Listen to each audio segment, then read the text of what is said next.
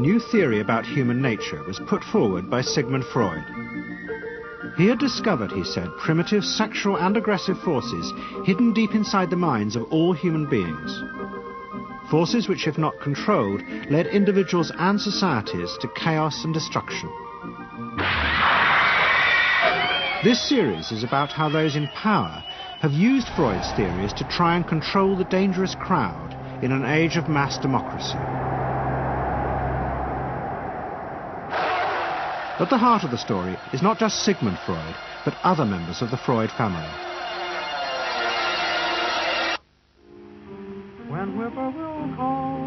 This episode is about Freud's American nephew, Edward Bernays. Bernays is almost completely unknown today, but his influence on the 20th century was nearly as great as his uncle's. Because Bernays was the first person to take Freud's ideas about human beings and use them to manipulate the masses.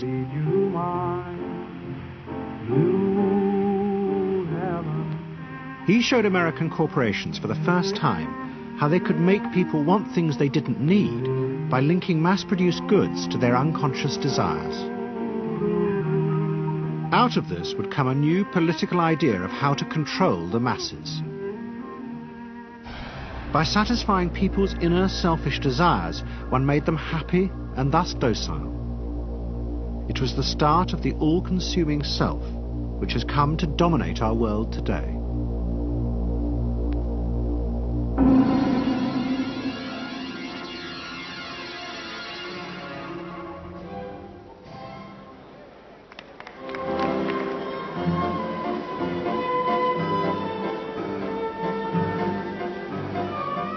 Freud's ideas about how the human mind works have now become an accepted part of society, as have psychoanalysts. Every year, the psychotherapist's ball is held in a grand palace in Vienna. This is the psychotherapy ball. Psychotherapists come, some advanced patients come, or former patients come, and many other people, friends, but also people from the Viennese society who like to go to a nice, elegant, comfortable ball. But it was not always so. 100 years ago, Freud's ideas were hated by Viennese society. At that time, Vienna was the centre of a vast empire ruling Central Europe. And to the powerful nobility of the Habsburg court, Freud's ideas were not only embarrassing, but the very idea of examining and analysing one's inner feelings was a threat to their absolute control. You see, at that time, these people had the power. And of course, you just were not allowed to show your bloody feelings. I mean, you just couldn't. You know, I mean, you couldn't, if you were unhappy. Can you imagine, you, for instance, you sit somewhere in the country in a castle, you are deeply unhappy, you are a woman. You couldn't go to your maid and cry on her shoulders, or you couldn't go into the village and complain, you know, about your feelings. I mean, you couldn't, it was like selling yourself to somebody. You just couldn't, you know, because they had to respect you.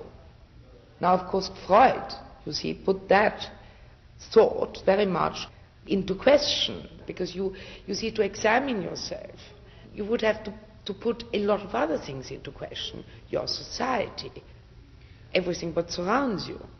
And that wasn't a good thing at that time. Why not?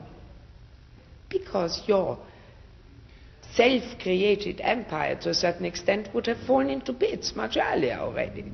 But what frightened the rulers of the empire even more was Freud's idea that hidden inside all human beings were dangerous instinctual drives. Freud had devised a method he called psychoanalysis. By analysing dreams and free association, he had unearthed, he said, powerful sexual and aggressive forces which were the remnants of our animal past. Feelings we repressed because they were too dangerous.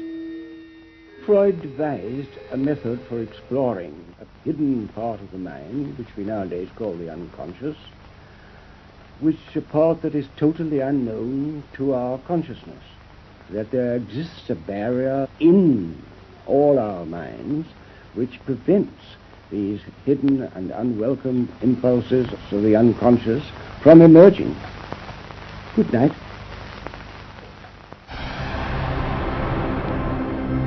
In 1914, the Austro-Hungarian Empire led Europe into war. As the horror mounted, Freud saw it as terrible evidence of the truth of his findings. The saddest thing, he wrote, is that this is exactly the way we should have expected people to behave, from our knowledge of psychoanalysis. Governments had unleashed the primitive forces in human beings, and no one seemed to know how to stop them.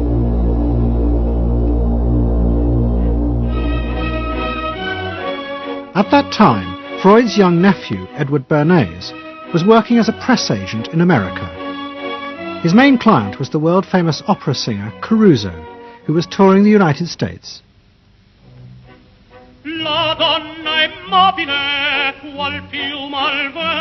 Bernays' parents had emigrated to America 20 years before, but he kept in touch with his uncle and joined him for holidays in the Alps.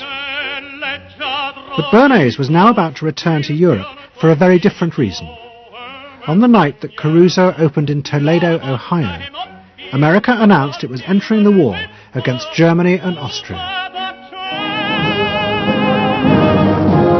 As a part of the war effort, the US government set up a Committee on Public Information, and Bernays was employed to promote America's war aims in the press. The President, Woodrow Wilson, had announced that the United States would fight not to restore the old empires, but to bring democracy to all of Europe. And Bernays proved extremely skillful in promoting this idea, both at home and abroad. And at the end of the war, he was asked to accompany the President to the Paris Peace Conference. Then, to my surprise, they asked me to go over with Woodrow Wilson to the peace conference.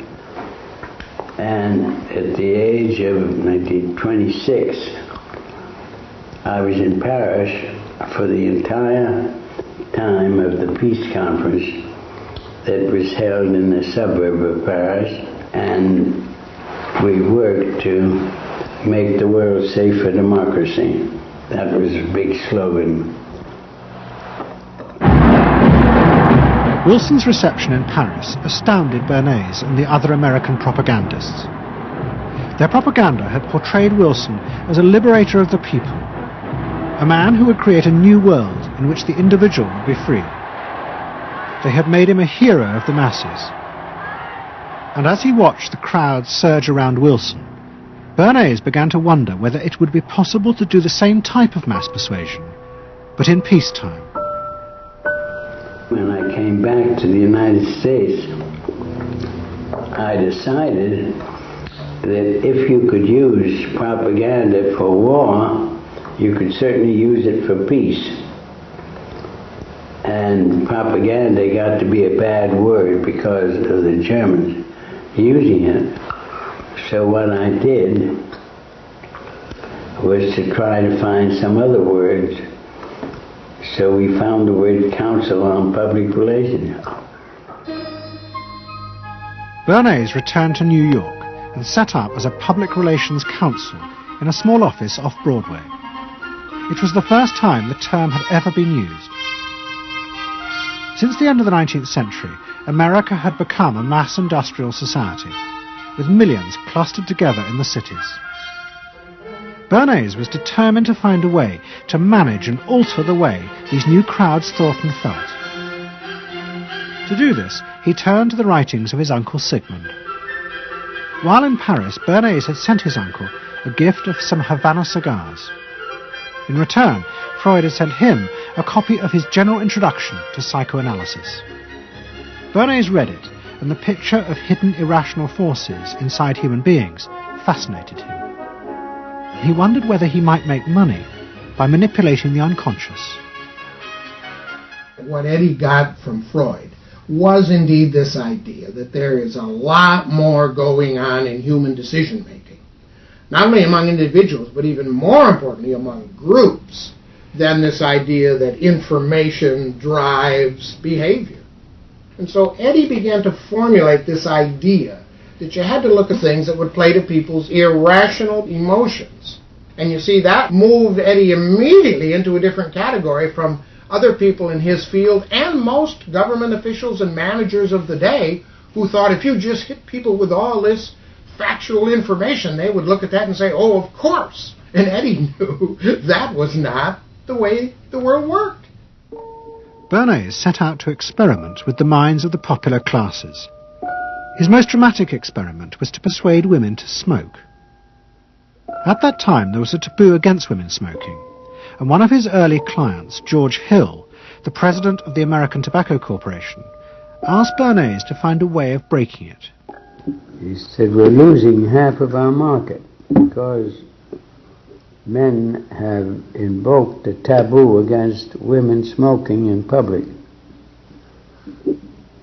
Can you do anything about that? I said, let me think about it. And then I said, have I your permission to see a psychoanalyst to find out what cigarettes mean to women? He said, what'll it cost? So I called up Dr. Brill, A.A. Brill, who was a leading psychoanalyst in New York at that time. How come you didn't call your uncle? Why didn't you call your uncle? Because he was in Vienna.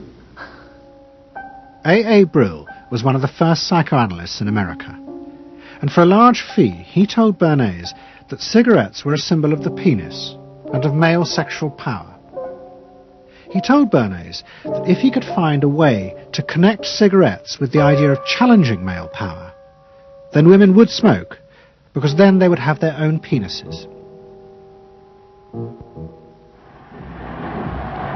Every year, New York held an Easter Day parade to which thousands came, and Bernays decided to stage an event there. He persuaded a group of rich debutantes to hide cigarettes under their clothes.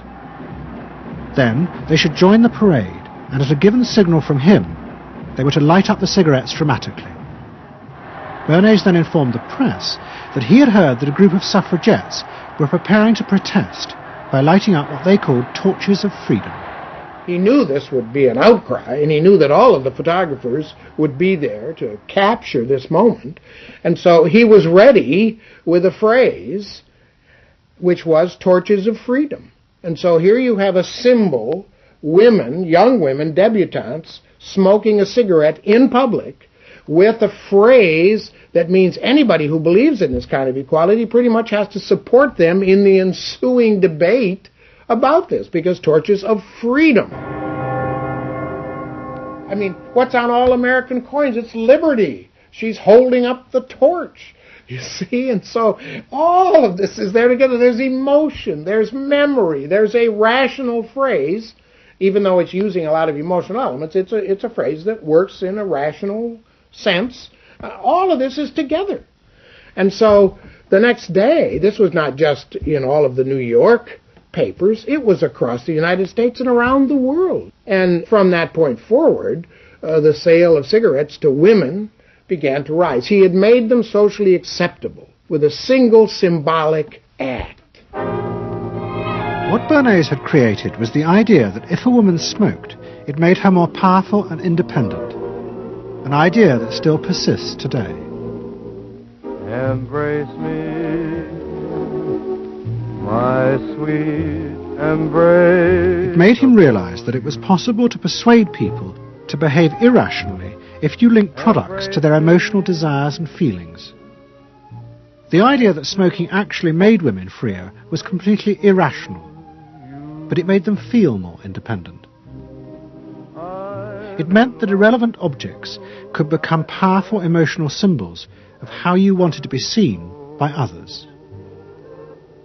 Eddie Bernays saw the way to sell product was not to sell it to your intellect, that you ought to buy an automobile, but that you will feel better about it if you have this automobile. I think he originated that idea, that they weren't just purchasing something, but they were engaging themselves emotionally or personally in the product or service.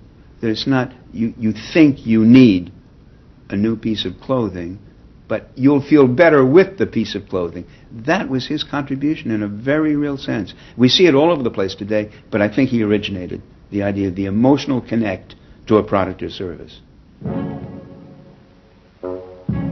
What Bernays was doing fascinated America's corporations. They had come out of the war rich and powerful, but they had a growing worry. The system of mass production had flourished during the war, and now millions of goods were pouring off production lines. What they were frightened of was the danger of overproduction, that there would come a point when people had enough goods and would simply stop buying. Up until that point, the majority of products were still sold to the masses on the basis of need. While the rich had long been used to luxury goods, for the millions of working-class Americans, most products were still advertised as necessities. Goods like shoes, stockings, even cars were promoted in functional terms for their durability. The aim of the advertisements was simply to show people the product's practical virtues, nothing more.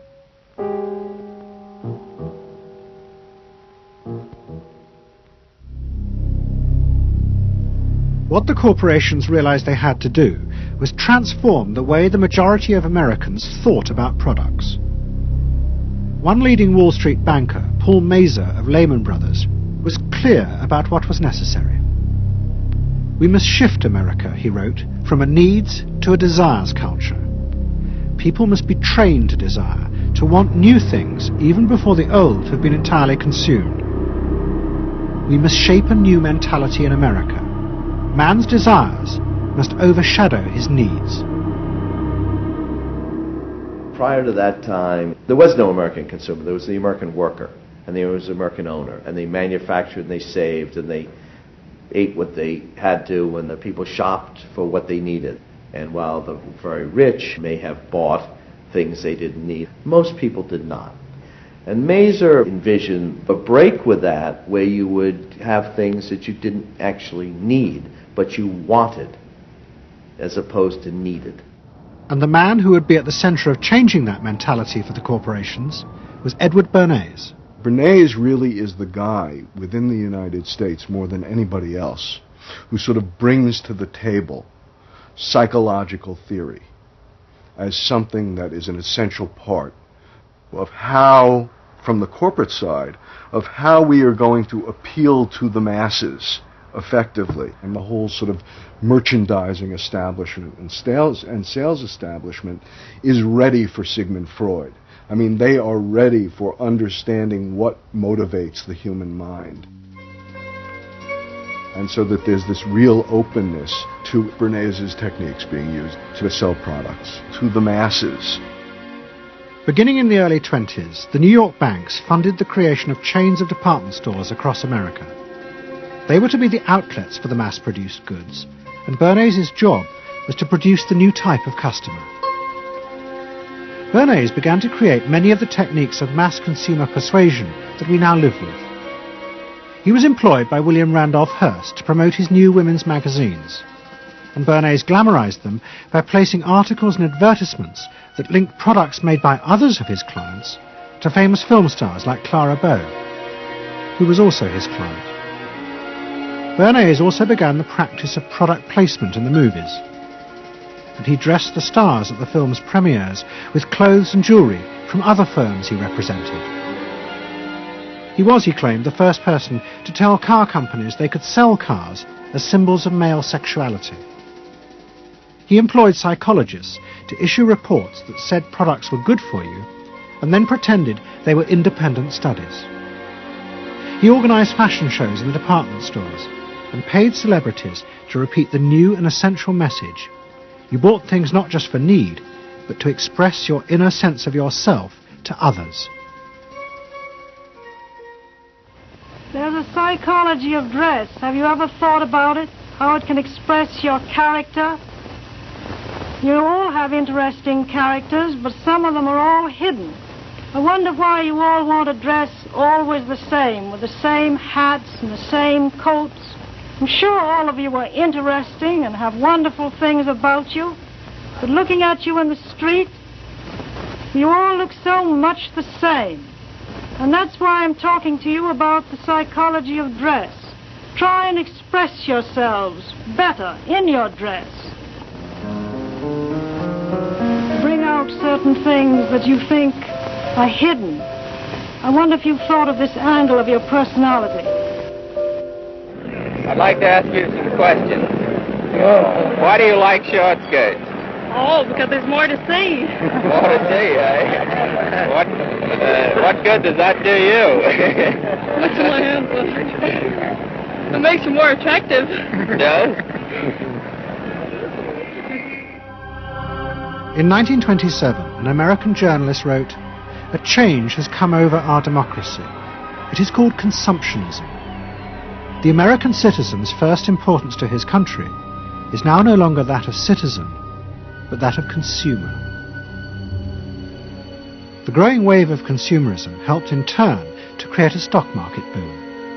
And yet again, Edward Bernays became involved, promoting the novel idea that ordinary people should buy shares, borrowing money from banks he also represented. And yet again, millions followed his advice. He was uniquely knowledgeable about how people in large numbers are going to react to products and ideas and so on. But in political terms, if he were to go out, so I can't imagine that he could get 3 people to stand and listen. Wasn't particularly articulate, was a kind of funny looking, and didn't have any sense of reaching out for people one-on-one. None at all. He didn't think about people in groups of one, thought about people in groups of thousands. So I would have nothing to do with it. Hello? Bernays soon became famous as the man who understood the mind of the crowd. And in 1924, the president contacted him. President Coolidge was a quiet, taciturn man and had become a national joke. The press portrayed him as a dull, humorless figure. Bernays' solution was to do exactly the same as he had done with products. He persuaded 34 famous film stars to visit the White House. And for the first time, politics became involved with public relations. And I lined up these 34 people, and I'd say, "What's your name?" He'd say, "Al Jolson." I'd say, "Mr. President, Al Jolson." Next day, every newspaper in the United States had a front page story. President Coolidge entertains actors at White House. And the Times had a headline which said, "President nearly laughed." And everybody was happy. But while Bernays became rich and powerful in America, in Vienna his uncle was facing disaster. Like much of Europe, Vienna was suffering an economic crisis and massive inflation, which wiped out all of Freud's savings. Facing bankruptcy, he wrote to his nephew for help. Bernays responded by arranging for Freud's works to be published for the first time in America, and began to send his uncle precious dollars, which Freud kept secretly in a foreign bank account. He was Freud's agent, if you will, to get his books published. Well, of course, once the books were being published, Eddie couldn't help himself but promote these books, see that everybody read them, make them controversial, emphasize the fact that, do you know what Freud says about sex and what he says cigarettes are a symbol of, and so on and so forth? How do you suppose all those stories got out? Certainly the academics weren't spreading these around the country. Eddie Bernays was. Then, when Freud became accepted, well then, of course, to go to a client and say, "Well, Uncle Siggy," see, then that had some cachet. But notice there, first Eddie created Uncle Siggy in the U.S., made him acceptable, secondly, and thirdly, then capitalized on Uncle Siggy. Typical Bernays performance. Bernays also suggested that Freud promote himself in the United States. He proposed his uncle write an article for Cosmopolitan, a magazine that Bernays represented, entitled "A Woman's Mental Place in the Home." Freud was furious. Such an idea, he said, was unthinkable. It was vulgar, and anyway, he hated America. Freud was now becoming increasingly pessimistic about human beings. In the mid-20s, he retreated in the summers to the Alps, sometimes staying in an old hotel, the Pension Moritz in Berchtesgaden. It is now a ruin. Freud began to write about group behavior, about how easily the unconscious aggressive forces in human beings could be triggered when they were in crowds. Freud believed he had underestimated the aggressive instincts in human beings. They were far more dangerous than he had originally thought. After World War I, Freud was basically a pessimist. He felt that man is an impossible creature, a very, very sadistic and bad species, and did not believe that man can be improved. Man is a ferocious animal, the most ferocious animal that exists. They enjoy torturing and killing, and he didn't like man. The publication of Freud's works in America had an extraordinary effect on journalists and intellectuals in the 1920s. What fascinated and frightened them was the picture Freud painted of submerged, dangerous forces lurking just under the surface of modern society.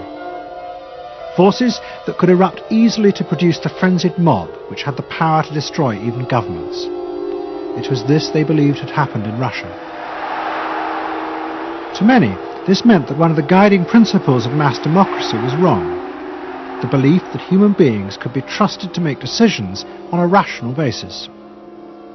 The leading political writer, Walter Lippmann, argued that if human beings were in reality driven by unconscious, irrational forces, then it was necessary to rethink democracy. What was needed was a new elite who could manage what he called the bewildered herd. This would be done through psychological techniques that would control the unconscious feelings of the masses. So here you have Walter Lippmann, probably the most influential political thinker in the United States, who is essentially saying that the basic mechanism of the mass mind is unreason, is irrationality, is animality. He believes that the mob in the street, which is how he sees ordinary people, are people who are driven not by their minds but by their spinal cords. The notion of kind of animal drives, unconscious instinctual drives lurking beneath the surface of civilization. And so they started looking towards psychological science as a way of understanding the mechanisms by which the popular mind works, specifically with the goal of figuring out how to understand how to apply those mechanisms to strategies for social control. Edward Bernays was fascinated by Lippmann's arguments and also saw a way to promote himself by using them. In the 1920s, he began to write a series of books which argued that he had developed the very techniques Lippmann was calling for. By stimulating people's inner desires and then sating them with consumer products, he was creating a new way to manage the irrational force of the masses. He called it the engineering of consent. Democracy, to my father, was a wonderful concept, but I don't think he felt that all those publics out there had reliable judgment, and that they very easily might vote for the wrong man or want the wrong thing, so that they had to be guided from above. It's enlightened despotism in a sense. You appeal to their desires and their unrecognized longings, that sort of thing. That you can tap into their deepest desires or their deepest fears and use that to your own purposes. And then, in 1928, a president came to power who agreed with Bernays. President Hoover was the first politician to articulate the idea that consumerism had become the central motor of American life. After his election, he told a group of advertisers and public relations men, "You have taken over the job of creating desire and have transformed people into constantly moving happiness machines. Machines which have become the key to economic progress." What was beginning to emerge in the 1920s was a new idea of how to run mass democracy. At its heart was the consuming self, which not only made the economy work, but was happy and docile, and so created a stable society. Both Bernays and Littman's concept of managing the masses takes the idea of democracy and it turns it into a palliative. It turns it into giving people some kind of feel-good medication that will respond to an immediate pain or an immediate yearning, but will not alter the objective circumstances one iota. I mean, democracy really, the idea of democracy at its heart was about changing the relations of power that had governed the world for so long. And Bernays' concept of democracy was one of maintaining the relations of power, even if it meant that one needed to sort of stimulate the psychological lives of the public. And in fact, in his mind, that was what was necessary. That if you can keep stimulating the irrational self, then leadership can basically go on doing what it wants to do. Bernays now became one of the central figures in a business elite that dominated American society and politics in the 1920s. He also became extremely rich and lived in a suite of rooms in one of New York's most expensive hotels, where he gave frequent parties. Oh my goodness, he had a home in the corner suite of the Sherry Netherland Hotel. And here's this wonderful suite with all these windows looking out on Central Park and across at the plaza and on the square. And he would use this place to hold a soiree. The mayor would come, all the media leaders would come, the political leaders, the business leaders, the people in the arts. I mean, it was a who's who. People wanted to know Eddie Bernays because, you know, he himself became a sort of a famous man, a sort of a magician who could make these things happen. He knows everybody. He knows the mayor and he knows the senator, and he calls politicians on the telephone as if he did get literally a high or a bang out of doing what he did. And that's fine, but it can be a little hard on the people around you, especially when you make other people feel stupid. People who worked for him were stupid, and children were stupid, and if people did things in a way that he wouldn't have done them, they were stupid. It was a word that he used over and over and over, dope and stupid. And the masses? They were stupid.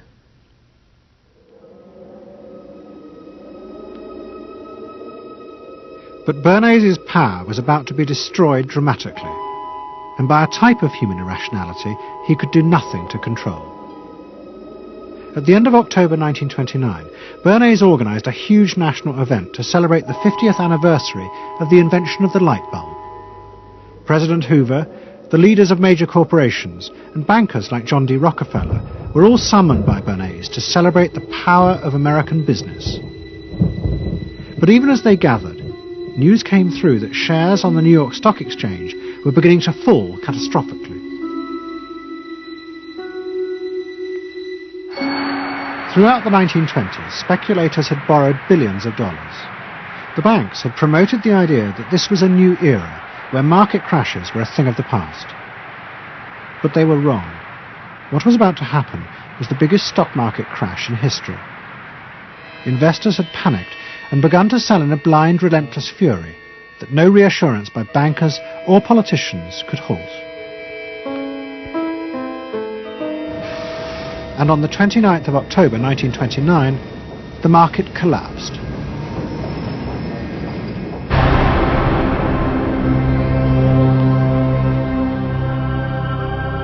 The effect of the crash on the American economy was disastrous.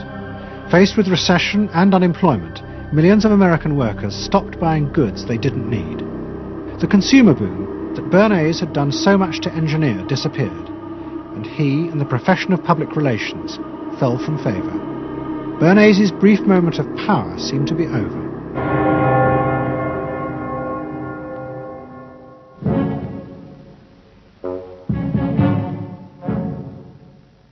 The effect of the Wall Street crash on Europe was also catastrophic. It intensified the growing economic and political crisis in the new democracies. In both Germany and Austria, there were violent street battles between the armed wings of different political parties. Against this backdrop, Freud, who was suffering from cancer of the jaw, retreated yet again to the Alps. He wrote a book called Civilization and Its Discontents. It was a powerful attack on the idea that civilization was an expression of human progress. Instead, Freud argued, civilization had actually been constructed to control the dangerous animal forces inside human beings. What was implicit in Freud's argument was that the ideal of individual freedom, which was at the heart of democracy, was impossible. Human beings could never be allowed to truly express themselves because it was too dangerous. They must always be controlled and would thus always be discontent.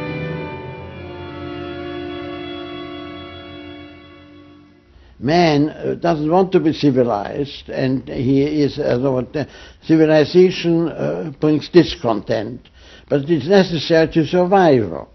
Otherwise he couldn't survive.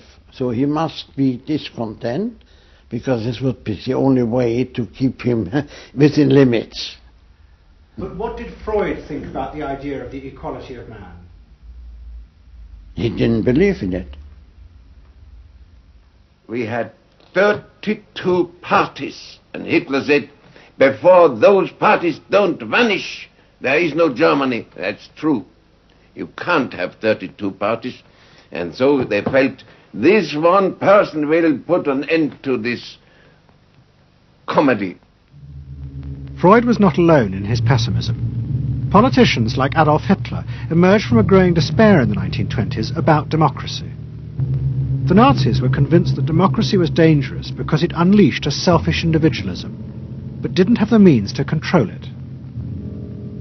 Hitler's party, the National Socialists, stood in elections, promising in their propaganda that they would abandon democracy because of the chaos and unemployment it led to.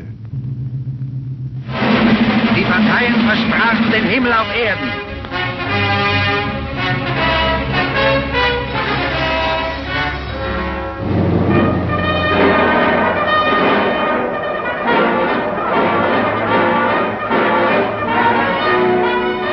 In March 1933, the National Socialists were elected to power in Germany, and they set out to create a society that would control human beings in a different way. One of their first acts was to take control of business. The planning of production would in future be done by the state. The free market was too unstable, as the crash in America had proved. Workers' leisure time was also planned by the state through a new organization called Strength Through Joy. One of its mottos was service, not self.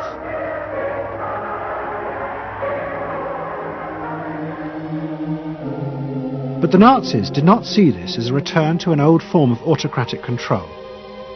It was a new alternative to democracy, in which the feelings and the desires of the masses would still be central, but they would be channeled in such a way as to bind the nation together. The chief exponent of this was Joseph Goebbels, the Minister of Propaganda. Es mag gut sein, Macht zu besitzen, die auf Gewehren ruht. Besser aber und beglückender ist es, das Herz eines Volkes zu gewinnen und es auch zu behalten. Goebbels organized huge rallies whose function, he said, was to forge the mind of the nation into a unity of thinking, feeling and desire. One of his inspirations, he told an American journalist, was the writings of Freud's nephew, Edward Bernays. In his work on Crown Psychology, Freud had described how the frightening irrationality inside human beings could emerge in such groups. The deep, what he called libidinal forces of desire, are given up to the leader, while the aggressive instincts are unleashed on those outside the group. Freud wrote this as a warning. But the Nazis were deliberately encouraging these forces because they believed they could master and control them.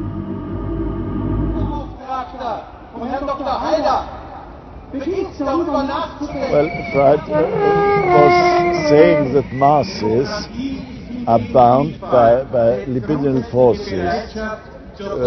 They love each other and delegate their ideas and their feelings to the chap on top. What are libidinal forces? What are libidinal forces? Well, forces of love. Not hate. No, hate is delegated to the others outside.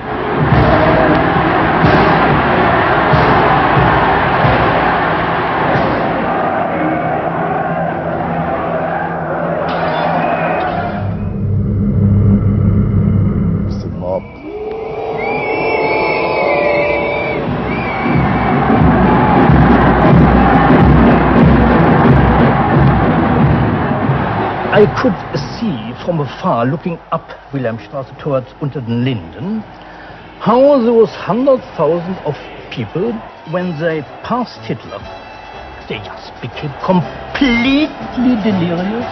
They began to shout these cries I will never get out of my ears. Heil, Sieg, Heil. They demented.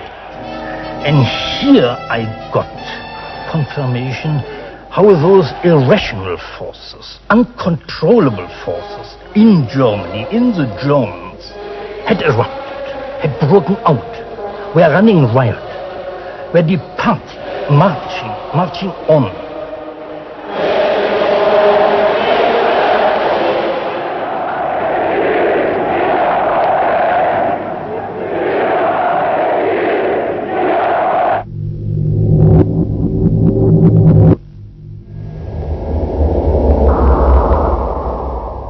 And in America too, democracy was under threat from the force of the angry mob. The effect of the stock market crash had been disastrous. There was growing violence as an angry population took out their frustration on the corporations who were seen to have caused this disaster. Then, in 1932, a new president was elected who was also going to use the power of the state to control the free market. But his aim was not to destroy democracy, but to strengthen it. And to do this, he was going to develop a new way of dealing with the masses. I am prepared, under my constitutional duty, to recommend the measures that a stricken nation in the midst of a stricken world may require. But in the event that the national emergency is still critical, I shall not evade the clear course of duty that will then confront me. I shall ask the Congress for the one remaining instrument to meet the crisis: broad executive power.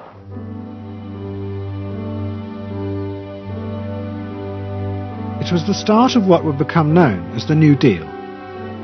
Roosevelt assembled a group of young technocrats and planners in Washington. He told them that their job was to plan and run giant new industrial projects for the good of the nation. Roosevelt was convinced that the stock market crash had shown that laissez-faire capitalism could no longer run modern industrial economies. It had become the job of government. Big business was horrified, but the New Deal attracted the admiration of the Nazis, especially Joseph Goebbels. Wir betrachten die wirtschaftliche Entwicklung in Amerika mit dem allergrößten positiven Interesse. Und wir sind dort der festen Überzeugung, dass Präsident Roosevelt und seine Berater auf dem richtigen Wege sind. Es handelt sich in der Tat um das größte wirtschaftliche und soziale Problem aller Zeiten. Die vielen Millionen Arbeitslosen, die ihre Plätze an den Maschinen und in den Kontoren verloren haben, wieder an ihre alten Arbeitsstellen zurückzuführen. Das kann nicht allein der privaten Initiative überlassen werden. Ausschlaggebend ist, dass die öffentliche Hand mit positiven Maßnahmen eingreift. But although Roosevelt, like the Nazis, was trying to organize society in a different way, unlike the Nazis, he believed that human beings were rational and could be trusted to take an active part in government.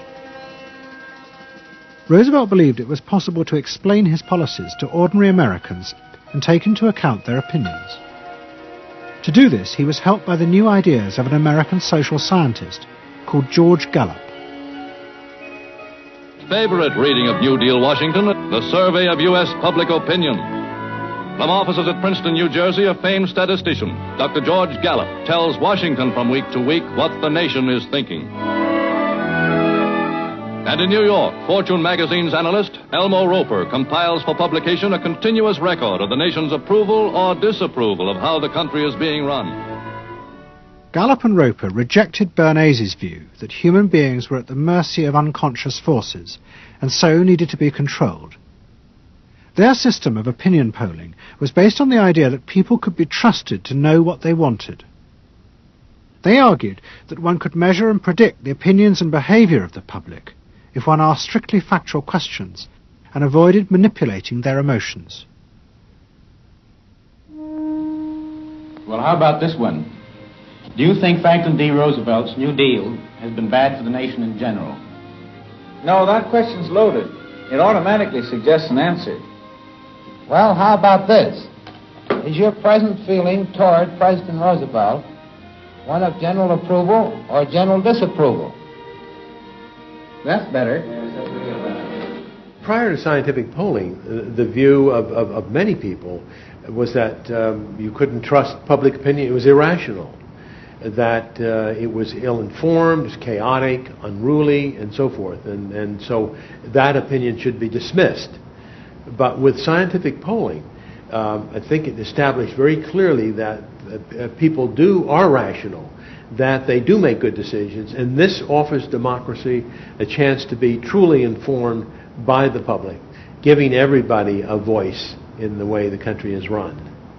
I know my father wouldn't necessarily say the voice of the public is the voice of God, but he did feel very much that the voice of the people is a rational voice and should be heard. What Roosevelt was doing was forging a new connection between the masses and politicians. No longer were they irrational consumers who were managed by sating their desires. Instead, they were sensible citizens who could take part in the governing of the country. In 1936, Roosevelt stood for re-election. He promised further control over big business. To the corporations, it was the beginning of a dictatorship.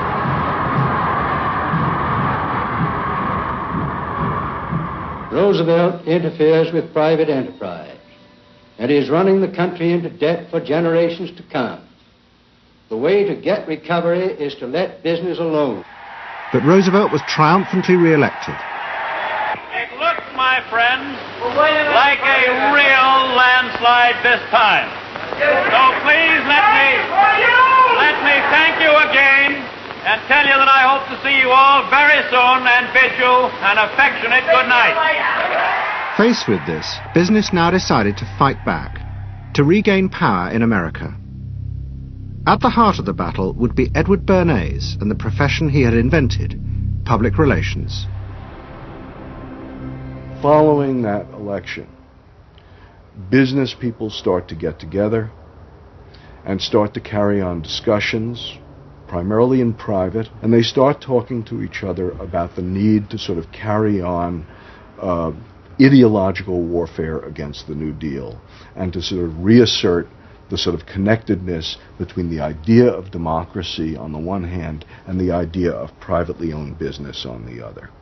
And so, under the umbrella of an organization which still exists, which is called the National Association of Manufacturers, and whose membership included all of the major corporations of the United States, a campaign is launched explicitly designed to create emotional attachments between the public and big business. It's Bernays' techniques being used on a grand scale. I mean, totally.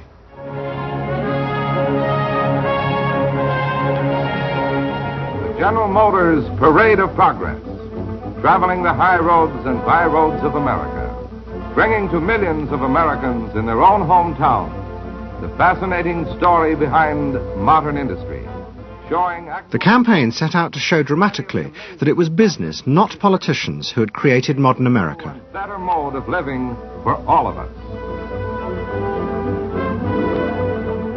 Bernays was an advisor to General Motors, but he was no longer alone. The industry he had founded now flourished as hundreds of public relations advisors organized a vast campaign. They not only used advertisements and billboards, but managed to insinuate their message into the editorial pages of the newspapers. It became a bitter fight. In response to the campaign, the government made films that warned of the unscrupulous manipulation of the press by big business. And the central villain was the new figure of the public relations man. They tried to achieve their ends by working entirely behind the scenes, corrupting and deceiving the public.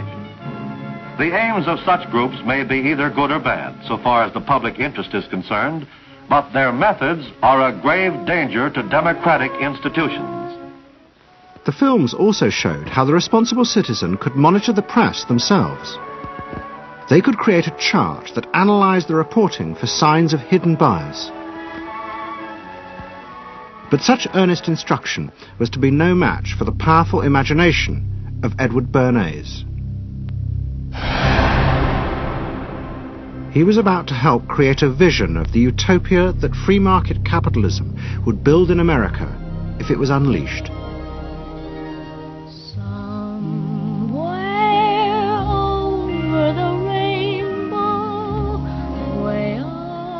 In 1939, New York hosted the World's Fair. Edward Bernays was a central advisor. He insisted that the theme be the link between democracy and American business.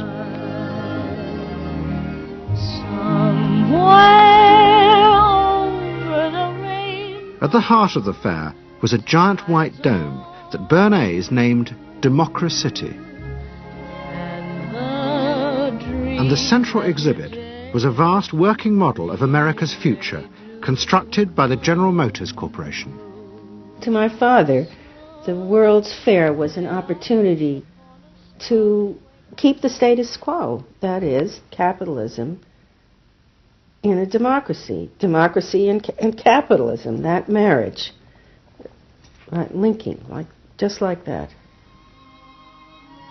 He did that by manipulating people and getting them to think that you couldn't have real democracy in anything but a capitalist society, which was capable of doing anything, of creating these wonderful highways, of making, moving pictures inside everybody's house, of telephones that didn't need cords, of sleek roadsters. I mean, it was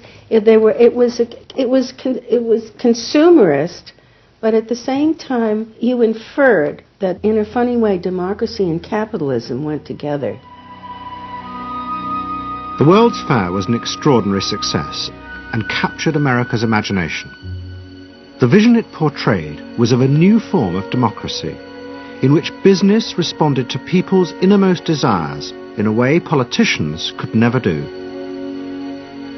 But it was a form of democracy that depended on treating people not as active citizens as Roosevelt did, but as passive consumers. Because this, Bernays believed, was the key to control in a mass democracy. It's not that the people are in charge, but that the people's desires are in charge.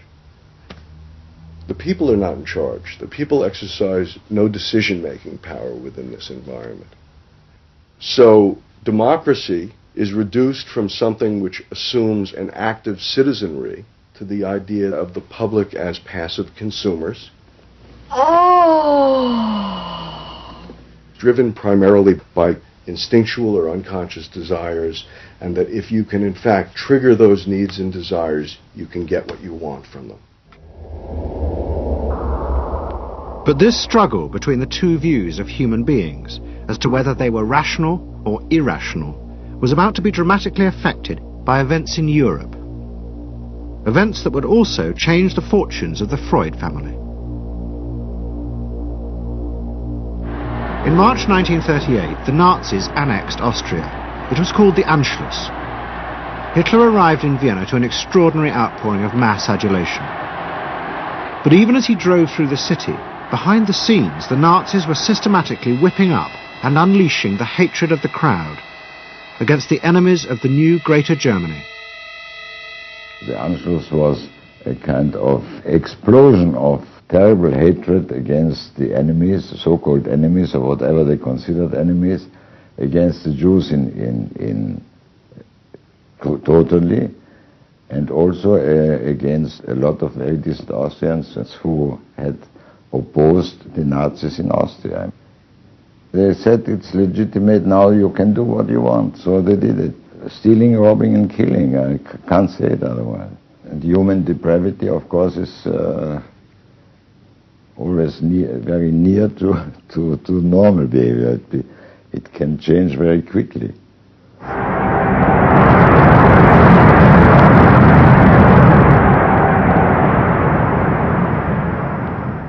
As the violence and assassinations raged in Vienna, Freud decided he had to leave.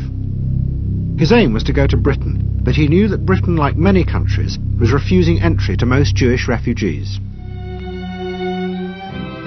But help came from the leading psychoanalyst in Britain, Ernest Jones. He was in the same ice skating club as the Home Secretary, Sir Samuel Hoare, and Jones persuaded Hoare to issue Freud a British work permit. And in May 1938, Freud, his daughter Anna, and other members of his family set off for London.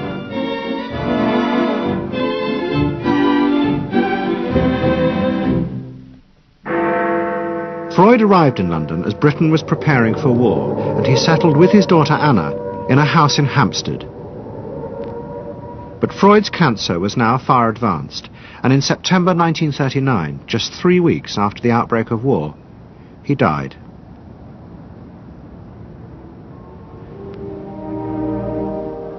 The Second World War would utterly transform the way governments saw democracy and the people they governed. Next week's programme will show how the American government, as a result of the war, became convinced there were savage, dangerous forces hidden inside all human beings, forces that needed to be controlled. The terrible evidence from the death camps seemed to show what happened when these forces were unleashed. And politicians and planners in post-war America would come to believe that hidden under the surface of their own population were the same dangerous forces. And they would turn to the Freud family to help control this enemy within.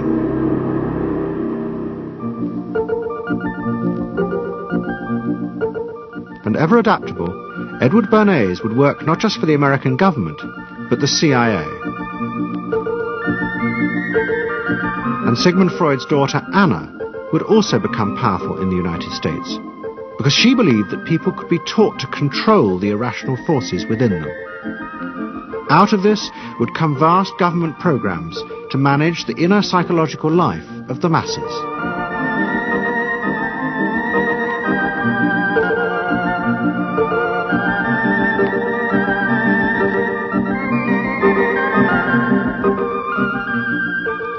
The Century of the Self continues next Sunday night on BBC Two, same time, 8 o'clock.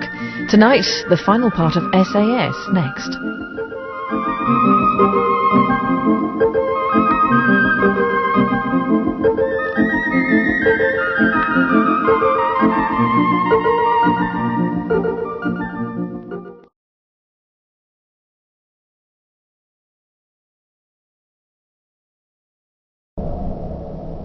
Let's say a word about dreams.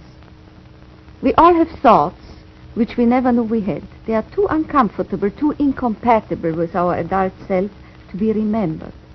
Yet they are often disturbing, rumbling under the surface like lava in a volcano. The dream is the royal road to these thoughts, the royal road to the unconscious. This is the story of how Sigmund Freud's ideas about the unconscious mind were used by those in power in post-war America to try and control the masses. Politicians and planners came to believe that Freud was right to suggest that hidden deep within all human beings were dangerous and irrational desires and fears. They were convinced that it was the unleashing of these instincts that had led to the barbarism of Nazi Germany. To stop it ever happening again, they set out to find ways to control this hidden enemy within the human mind.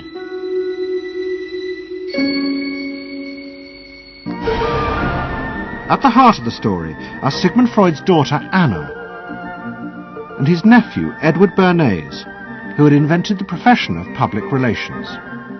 Their ideas were used by the US government, big business and the CIA to develop techniques to manage and control the minds of the American people. Those in power believed that the only way to make democracy work and create a stable society was to repress the savage barbarism that lurked just under the surface of normal American life.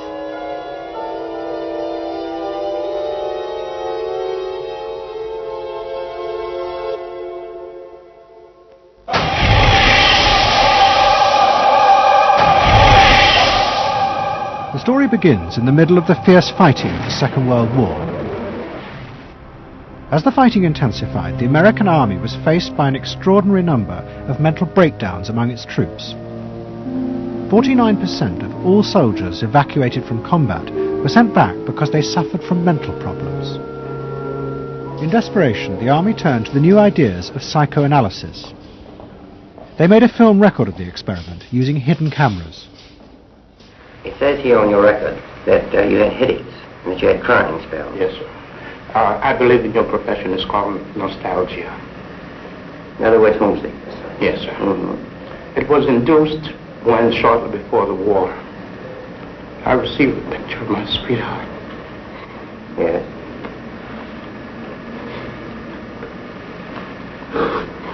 Mm-hmm.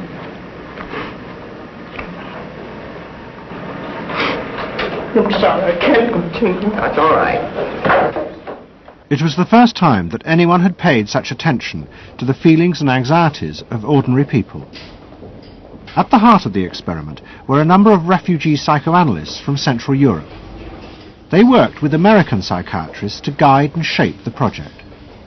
When I first came to America, I worked in the psychiatric service with soldiers trying to rehabilitate them. And I traveled in the train from the East Coast to the West Coast. I was enormously curious what goes on in all of those little towns that the train is passing. After my years in the army, I knew exactly what everybody was doing in the little towns. Because I saw so many people who came from there. And I understood their aspirations, their disappointments, and so forth. So it was as if somebody invited me to a privileged tour into the inner soul of America. I'm not doing this deliberately, so please believe me. I do believe you. A display of emotion is sometimes very helpful. I hope so, sir. Sure, it gets it off your chest. Well, sir, to be perfectly honest with you, I'm very much in love with my sweetheart. She has been the one person that gave me a sense of importance, and that through her cooperation with me, we were able to surmount so many obstacles. Take it easy now, just talk to... The psychoanalysts used techniques developed by Freud to take the men back into their past. They became convinced that the breakdowns were not the direct result of fighting. The stress of combat had merely triggered old childhood memories. These were memories of the men's own violent feelings and desires, which they had repressed because they were too frightening. Think deeply. Let's go back. When was it To the psychoanalysts, it was overwhelming proof of Freud's theory that underneath human beings were driven by primitive, irrational forces. You want that? World War II was a major shattering experience because I discovered the enormous role of the irrational in the lives of most people. Yeah, that I can say, that I learned that the ratio between the irrational and the rational in America is very much in favor of the irrational. That there is much greater unhappiness, much more suffering, much more. A sadder country than one would imagine it from the advertisements that you get. A much more problematic country. Victory in the Second World War was celebrated as a triumph of democracy. But in private, many policymakers were worried about the implications of the analysis of the soldiers. It seemed to show that underneath every American were irrational, violent drives. What had happened in Germany seemed to bear this out. The complicity of so many ordinary Germans in mass killings during the war showed just how easily these forces could break through and overwhelm democracy.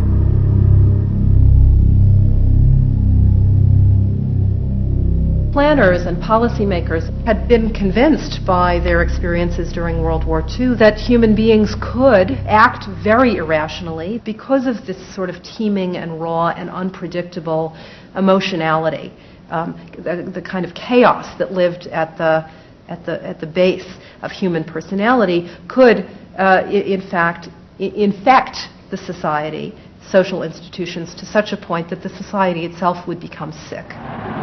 That's what they believe happened in Germany, in which the irrational, the anti-democratic went wild. It was a vision of human nature as incredibly destructive, and they were terrified that Americans would in fact behave that way, or were capable of behaving that way, and they wanted to avoid a rerun of that. So what is needed is a human being that can internalize democratic values so that they are not shaken with the storm. And psychoanalysis carried in it the promise that it can be done. It opened up new vistas as to how the inner structure of the human being can be changed so that he becomes a more vital, free supporter and maintainer of democracy. The psychoanalysts were convinced they not only understood these dangerous forces, but they knew how to control them too. They would use their techniques to create democratic individuals, because democracy left to itself failed to do this.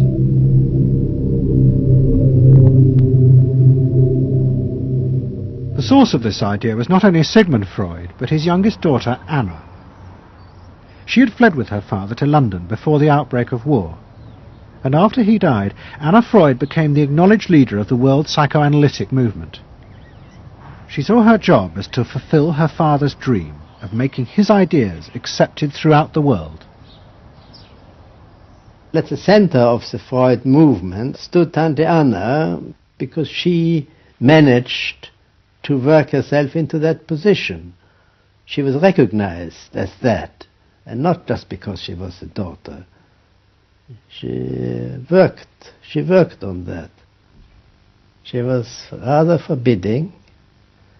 She was not, to me, a warm person, not an aunt you could kiss or put your arms around. Not at all. And her whole life rotated around the spreading of psychoanalysis. Freud himself had seen the role of psychoanalysis as allowing people to understand their unconscious drives. But Anna Freud believed it was possible to teach individuals how to control these inner forces. She had come to believe this through analysing children, above all the children of her close friend, Dorothy Burlingham. Dorothy Burlingham was an American millionairess who in the 1920s fled a failed marriage and brought her children to Anna Freud in Vienna. They were suffering terrible anxieties and aggression, but Anna Freud was convinced she could free them from this by changing the world around them. She thought that she could come in and into their environment, essentially, because they were children, you see. They didn't have independent lives of their own. She could go talk to the parents or the mother. She could go to the schools. She could influence their real world, the actual external world, to change their lives and to help them. And to change them as people? I think that was part of what her idea was, is that she felt that she could change them. From her analysis of the Burlingham children, Anna Freud developed a theory of how to control the inner drives. It was simple. You taught the children to conform to the rules of society. But this was more than just moral guidance. Anna Freud believed that if children like the Burlinghams strictly followed the rules of accepted social conduct, then as they grew up, the conscious part of their mind, what was called the ego, would be greatly strengthened in its struggle to control the unconscious. But if children did not conform, their ego would be weak, and they would be prey to the dangerous forces of the unconscious. In my father's case, they were concerned that he would be a homosexual. And so a lot of their efforts went into preventing or trying to stop my father from becoming a homosexual. Whether or not he would have or did, or, it's unknown to me. Why did they want to stop him? Because they felt it was abnormal. It wasn't a normal way to develop. They wanted to have him develop along lines that society recognized to be normal, because if they didn't, then you're going to be under the control of forces that you don't understand, that you're not even aware of. The analysis seemed to be a great success, and in the 30s the Burlingham children had returned to America. They settled down to happy married lives in the suburbs. What they didn't realize was that their experience was about to become a template for a giant social experiment to control the inner mental life of the American population. In 1946, President Truman signed the National Mental Health Act. It had been born directly out of the wartime discoveries by psychoanalysts that millions of Americans who had been drafted suffered hidden anxieties and fears. The aim of the Act was to deal with this invisible threat to society. Shocked by the appalling percentage of the emotionally unstable revealed by the World War II draft figures, Congress in 1946 passed the National Mental Health Act, which recognized for the first time that mental illness was a national problem. Keenly aware of the tremendous problems ahead is Dr. Robert H. Felix, director of the vast new project. A primary objective of the National Mental Health Program is to increase our fund of scientific knowledge about mental health and about mental illness. We're not doing this. Why? Because there are all too few skilled mental health workers. Two of the principal architects of the Act were the Menninger brothers, Carl and Will. Will had run the wartime psychotherapy experiments, and now he and his brother began to train hundreds of new psychiatrists. The Menningers were convinced that it would be possible to apply Anna Freud's ideas on a wide scale, and to adults as well as children. The psychiatrist's job would be to teach ordinary Americans how to control their unconscious drives. Psychoanalysis could be used to make a better society. They said psychoanalytic thinking could make for the betterment of society, because you could change the way the mind functioned, and you could take the ways in which people did hurtful things to themselves and others and alter them by enlarging their understanding. And this was the vision psychoanalysis brought. That you could really change people. That you could really change people. And you could change them almost in limitless ways. In the late 40s, a vast project began in America to apply the ideas of psychoanalysis to the masses.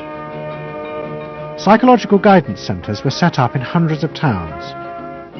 They were staffed by psychiatrists who believed it was their job to control the hidden forces inside the minds of millions of ordinary Americans. Yes, I need something done. I need some help. Did you have any particular teachers that you liked, any sort? I liked all my teachers except one, I remember. Well, what was the trouble with this one? I don't know, she just scared me most of the time. And holler at me and I'd run outside and vomit. I hate my brother. Loathe him. Despise him. At the same time, thousands of counselors were trained to apply psychoanalysis to marriage guidance. And social workers were sent out to visit people's homes and advise on the psychological structure of family life. Behind all this was the fundamental idea of Anna Freud's, that if people were encouraged to conform to the accepted patterns of family and social life, then their ego would be strengthened.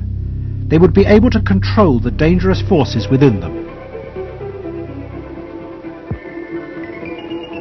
When your emotions control your actions, it affects not only yourself, but the people around you.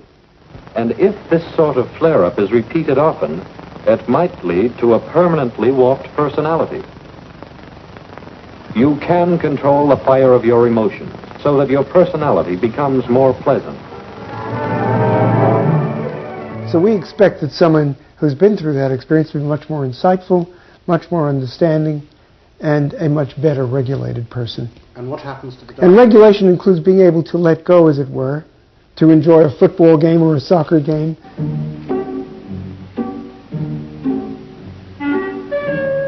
A more understanding, yes, rational, but also appropriately emotional person. The regulatory aspects of the human mind would really be in charge. Instead of being overwhelmed by our passions and by our darker impulses. That one would be master or mistress of one's own passions. They just felt that the road to happiness was in adapting to the external world in which they lived.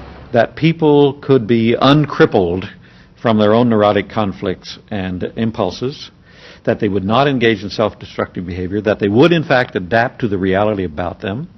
They never questioned the reality.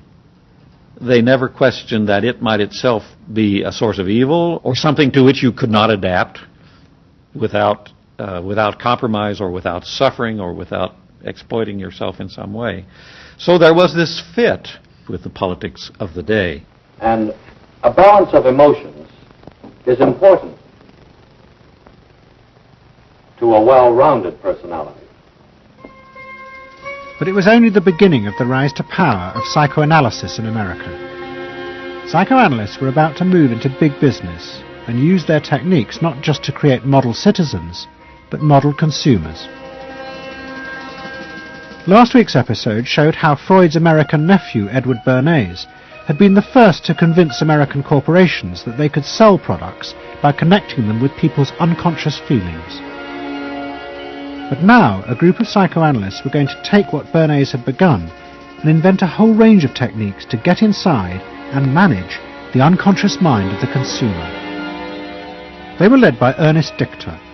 Dichter had practiced next door to Freud in Vienna, but he had come to America and set up the Institute for Motivational Research in an old mansion north of New York. This is the Institute for Motivational Research, a place devoted to the intriguing business of finding out why people behave as they do, why they buy as they do, why they respond to advertising as they do. And this is Dr. Ernest Dichter. We don't go out and ask directly, why do you buy, why don't you? What we try to do instead is to understand the total personality, the self-image of the customer. We use all the resources of modern social sciences. It opens up some stimulating psychological techniques for selling any new product. Like the other psychoanalysts, Dichter believed that American citizens were fundamentally irrational beings. They could not be trusted. Their real reasons for buying products were rooted in unconscious desires and feelings. And Dichter wanted to find ways to uncover what he called the secret self of the American consumer. He was trying to get out of people's mind the unconscious motivations that they had for purchasing. These could be sexual, they could be psychological, they could be sociological, they could be a demand for status, a demand for recognition. There were things that people couldn't verbalize or wouldn't verbalize because they were too secret to them. They were too much a part of their nature, and they would be embarrassed. They would be embarrassed if they came out and said things like this. He would interview people, but not ask them direct questions, but let them talk freely like you do in psychoanalysis. And that was his background. And so he said, why can't we have a group therapy session about products? All right? And so Dichter built this room up above his garage, and he said we can have psychoanalysis of products. They can actually act out and verbalize their wants and needs. What we're going to do is try a couple of these salad dressings. Now let's see what happens. Here's our typical housewife. She doesn't follow the instructions. And they could be observed and watched, and other people could comment, and they could talk about it, and everybody could join in. He was the first to do this. This was absolutely the first thing that was ever done. And he had a movie projector up there where you could show advertisements and things like that, and people could react to them. And he invented the whole technique for mining the unconscious about the hidden psychological wants that people had about products. This became the focus group. It worked! Dichter's breakthrough came with a focus group study he did for Betty Crocker Foods. Like many food manufacturers in the early 50s, they had invented a new range of instant convenience foods. But although consumers had told market researchers they would welcome the idea, in fact they were refusing to buy them. The worst problem was the Betty Crocker cake mix. Dichter did a series of focus groups where housewives free associated about the cake mix. He concluded that they felt unconscious guilt at the new image being promoted of ease and convenience. In other words, he understood that the barrier to the consumption of the product was the housewife's feeling of guilt about using it. They basically, on one hand, wanted to make it easy for themselves, but they felt guilty about it. So what you've got to do in those circumstances is remove the barrier being guilt. The way you do that is to give the housewife a greater sense of participation. And how do you do that? By adding an egg. Simple as that. As simple as that. Dichter told Betty Crocker to put an instruction on the packet that the housewife should add an egg. It would be an unconscious symbol, he said, of the housewife mixing in her own eggs as a gift to her husband, and so would lessen the guilt. Betty Crocker did it, and the sales soared. My cake is ready. The consumer may have basic needs that the consumer himself or herself doesn't fully understand. You have to know what those needs are in order to fully exploit the consumer. Is it wrong to give people what they want by taking away their defenses, helping remove their defenses? It seems so much longer than last year. It is. Nearly 4 inches longer in some models. Oh! Dichter's success led to a rush by corporations and advertising agencies to employ psychoanalysts. They became known as the Depth Boys, and they promised to show companies how to make millions by connecting their products with people's hidden desires. Dichter himself became a millionaire, famous for inventing slogans like "a tiger in your tank." Even the marketing of the Barbie doll came from a children's focus group. And so it goes. But Dichter was convinced that this was far more than just selling. Like Anna Freud, he believed that the environment could be used to strengthen the human personality. And products have the power both to sate inner desires and give people a feeling of common identity with those around them. It was a strategy for creating a stable society. Dichter called it the strategy of desire. To understand a stable citizen, you have to know that modern man quite often tries to work off his frustrations by spending on self-gratification. Modern man is eternally ready to fill out his self-image by purchasing products which complement it. If you identify yourself with a product, it can have a therapeutic value. It improves your self-image, and you become a more secure person, and you have suddenly this confidence of going out in the world and doing what you want successfully. Ernest believed that that would then improve the whole of our society and become the best society on this planet.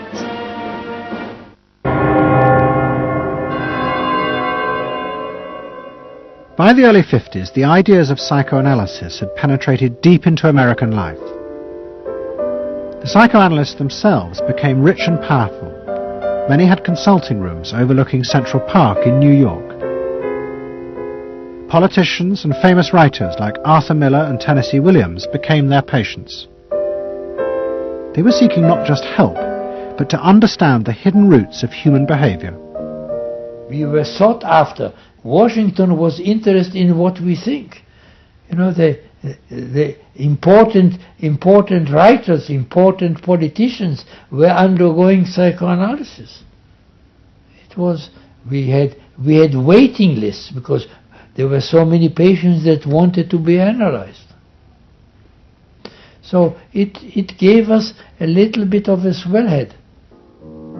And as the psychoanalysts' ideas took hold in America, a new elite began to emerge, in politics, social planning, and in business. What linked this elite was the assumption that the masses were fundamentally irrational. To make a free market democracy like America work, one had to use psychological techniques to control mass irrationality.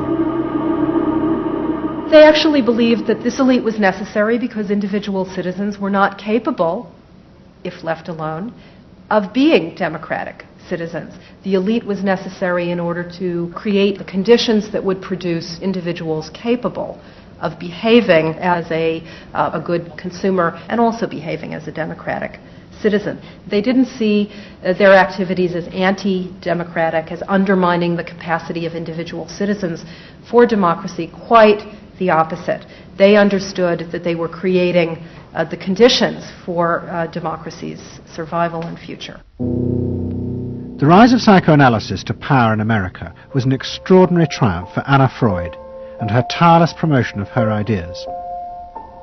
She remained in England, living with Dorothy Burlingham. On the surface, it was an idyllic life. She and Dorothy had bought a weekend cottage on the Suffolk coast. And in the summers, Dorothy's children came from America to visit with the grandchildren. But underneath, things were going badly wrong. Both Bob and Mabby Burlingham, who Anna Freud had analysed in the 1930s, had suffered personal breakdowns, and their marriages were collapsing. Bob was drinking heavily, and Mabby suffered terrible anxieties. The real reasons for the visits to England were yet more analysis with Anna Freud. Well, the problem was that it didn't look very good, did it? Because here you have somebody who's having nervous breakdowns and is having alcoholic binges. And this is not exactly, doesn't really sit well. Well, you know, from a humane standpoint, obviously this is not desirable. You know, you want to help these people. But it also had the wider ramifications of everybody in analysis, in analytic circles, knew that Bob and Mabby were guinea pigs. They were the living proof that this was a wonderful process. It was very much swept under the rug. It didn't get out. I mean, these people had such, their power and influence was such that, you know, you were very careful. Anna Freud was a very powerful person, and you were the grandchildren, and she knew a great deal more than you did about what went on in your parents' lives and so forth. It was not something you were going to tangle with, and you were a product of the whole situation. But at the same time, we all knew that something was really out of whack. As she grew older, she became more and more important, didn't she? Politically and scientifically, but she didn't know when to stop. She was a bit too righteous. What she did was always the thing, and she would never, to my knowledge, acknowledge that she could make a mistake or be wrong. That is my feeling. But the power and influence of the Freud family in America was about to grow even more. Politicians were about to turn to Anna Freud's cousin, Edward Bernays, for help in a time of crisis. He was going to manipulate the inner feelings and fears of the masses to help America's politicians fight the Cold War. I don't mean to say, and no one can say to you, that there are no dangers. Of course there are risks if we are not vigilant. But we do not have to be hysterical. In 1953, the Soviet Union exploded its first hydrogen bomb, and the fear of nuclear war and communism gripped the United States. Those in power became concerned about how to reassure the population. Committees were set up and public information films made, appealing for calm in the face of new threats like nuclear fallout. It's the fallacy of devoting 85% of one's worrying capacity to an agent that constitutes only about 15% of an atomic bomb's destroying potential. At this point, Edward Bernays was living in New York. In the 1920s, he had invented the profession of public relations and was now one of the most powerful PR men in America. He worked for most of the major corporations and advised politicians, including President Eisenhower. Like his uncle Sigmund, Bernays was convinced that human beings were driven by irrational forces.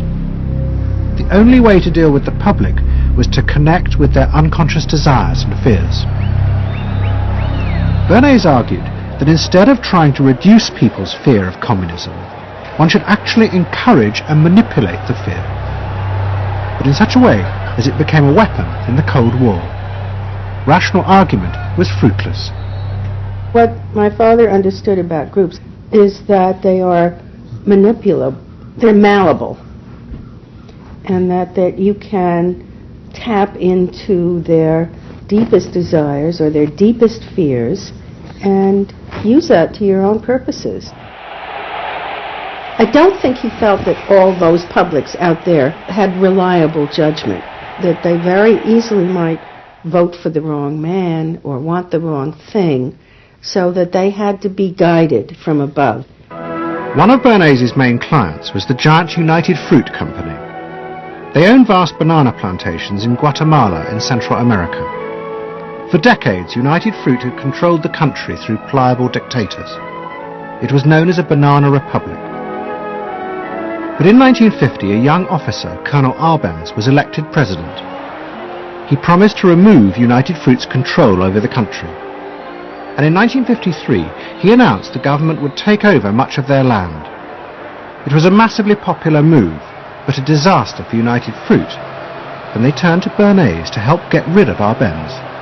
United Fruit brings in Bernays, and he basically understood that what United Fruit Company had to do was change this from being a popularly elected government that was doing some things that were good for the people there into this being very close to the American shore, a threat to American democracy, that it being at a time in the Cold War when Americans responded to issues of the Red Scare and what communism might do, he was trying to transform this and brilliantly did transform it into an issue of a communist threat very close to our shores, taking United Fruit again as a commercial client out of the picture and making it look like a question of American democracy, American values being threatened.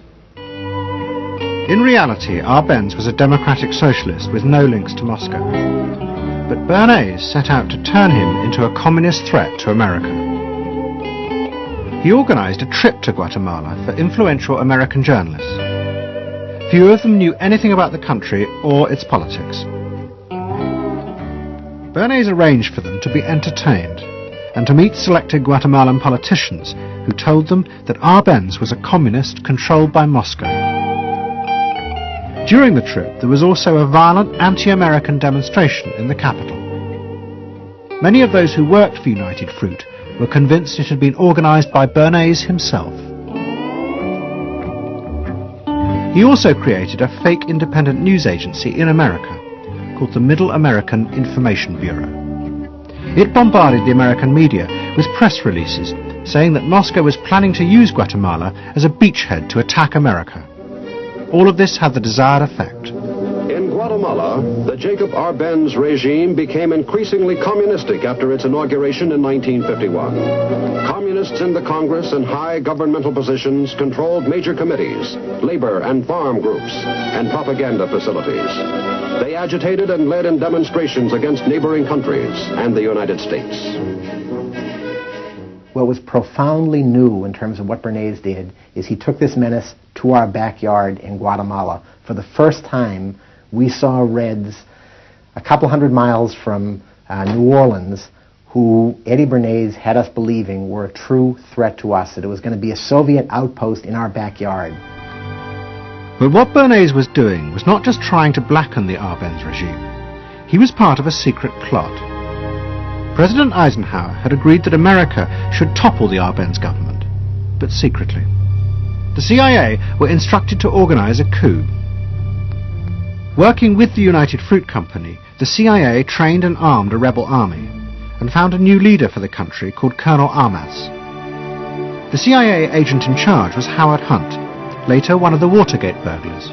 What we wanted to do was have a terror campaign to terrify Arbenz particularly, terrify his troops, much as the German Stuka bombers terrified the population of Holland, Belgium, and Poland at the onset of World War II, and just rendered everybody paralyzed.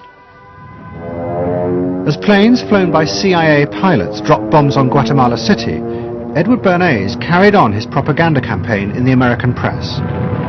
He was preparing the American population to see this as the liberation of Guatemala by freedom fighters for democracy.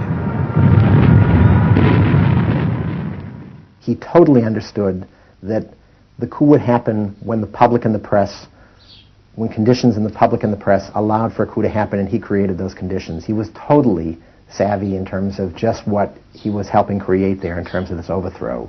But ultimately he was reshaping reality, reshaping public opinion in a way that's undemocratic and manipulative. On June the 27th, 1954, Colonel Arbenz fled the country, and Armas arrived as the new leader. Within months, Vice President Nixon visited Guatemala. In an event staged by United Fruit's PR department, he was shown piles of Marxist literature that had been found, it was said, in the presidential palace. This is the first time in the history of the world that the communist government has been overthrown by the people.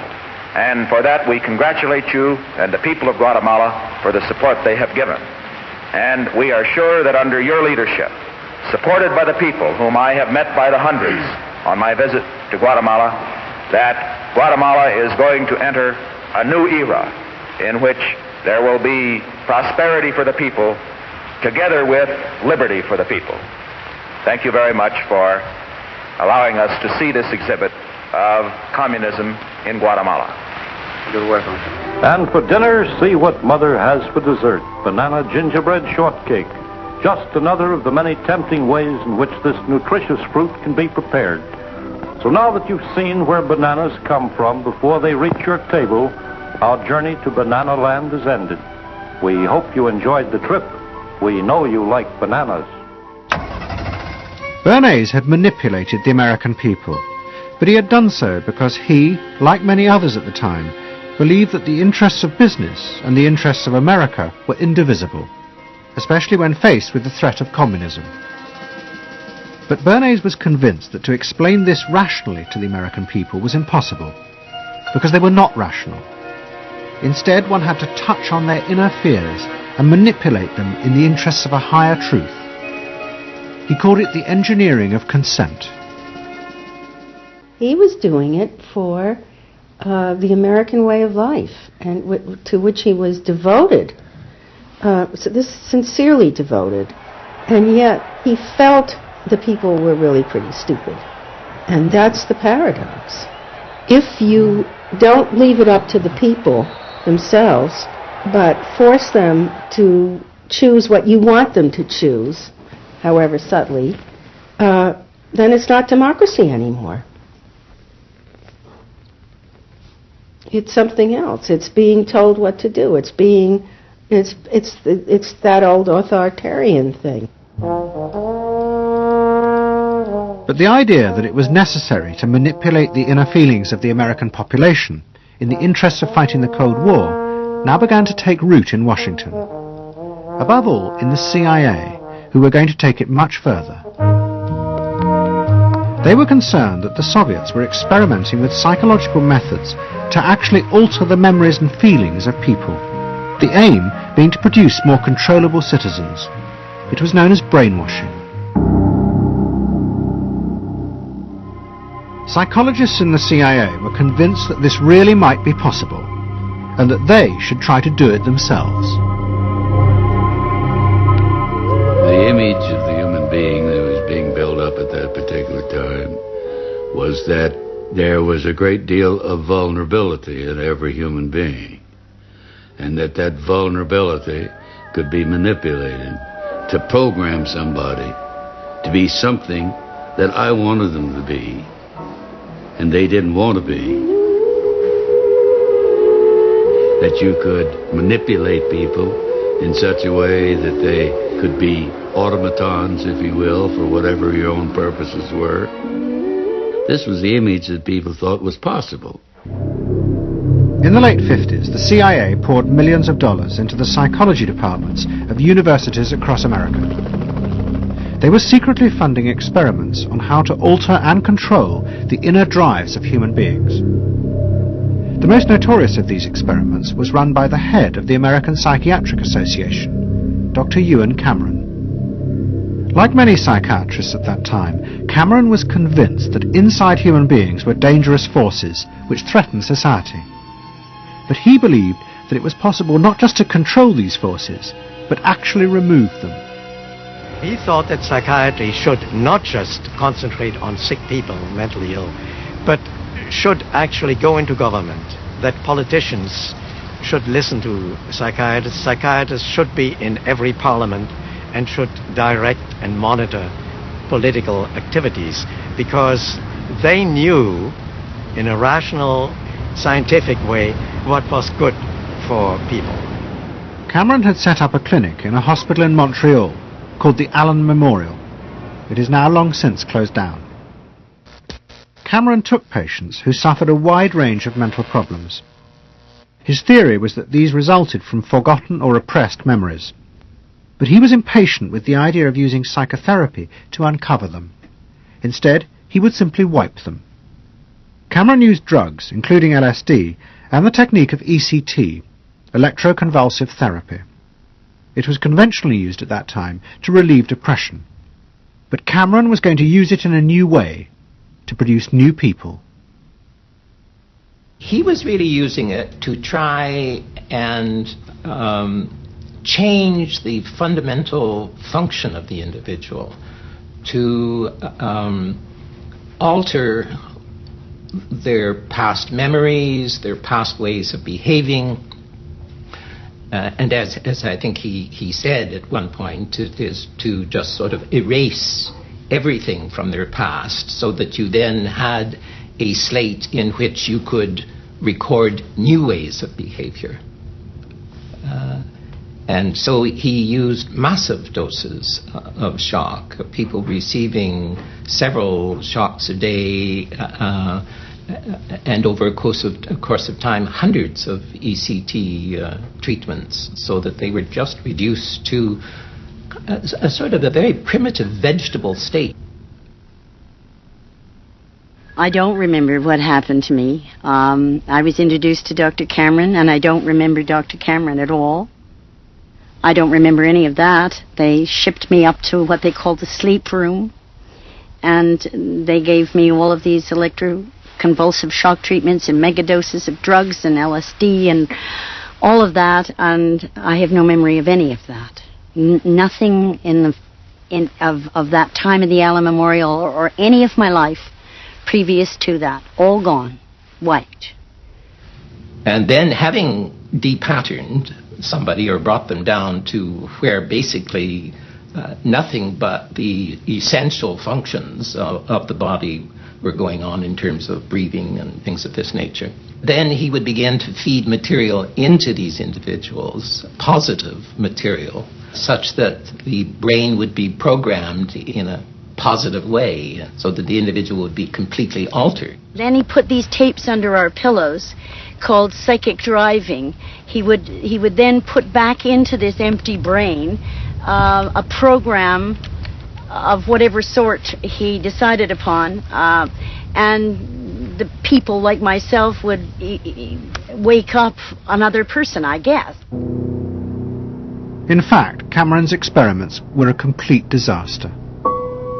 All he managed to produce were dozens of individuals with memory loss, and the ability to repeat the phrase, "I am at ease with myself."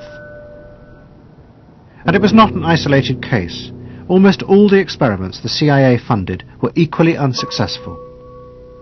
Despite their ambitions, American psychologists were beginning to find out how difficult it was to understand and control the inner workings of the human mind.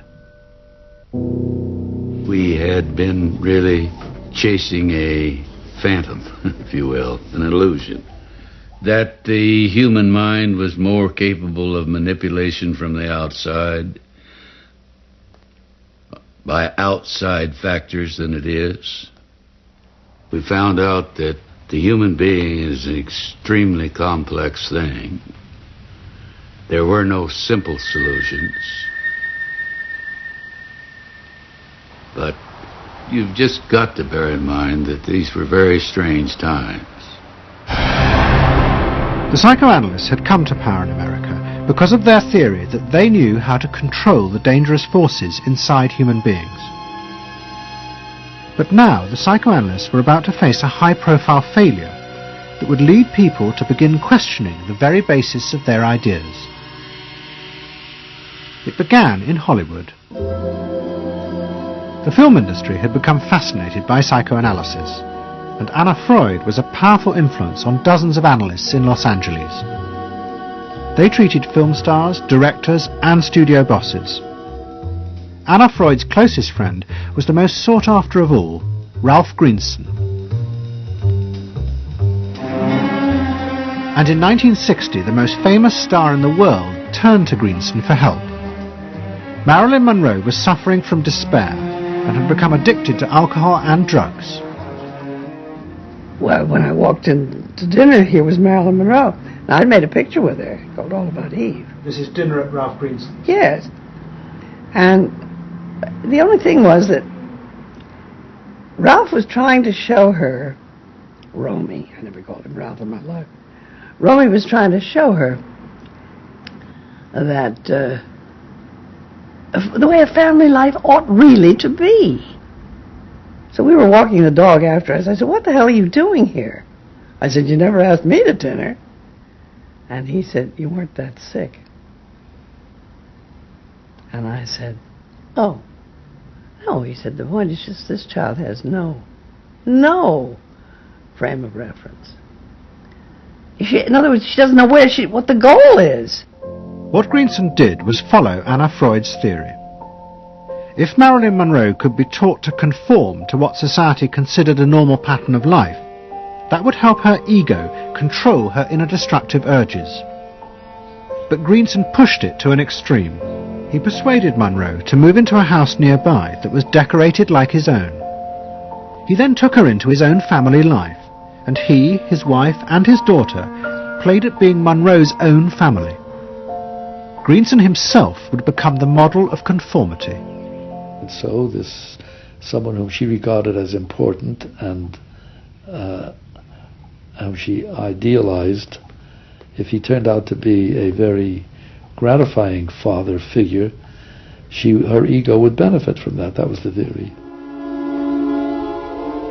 His wife and children, everyone was involved, yeah. They were strengthening the person.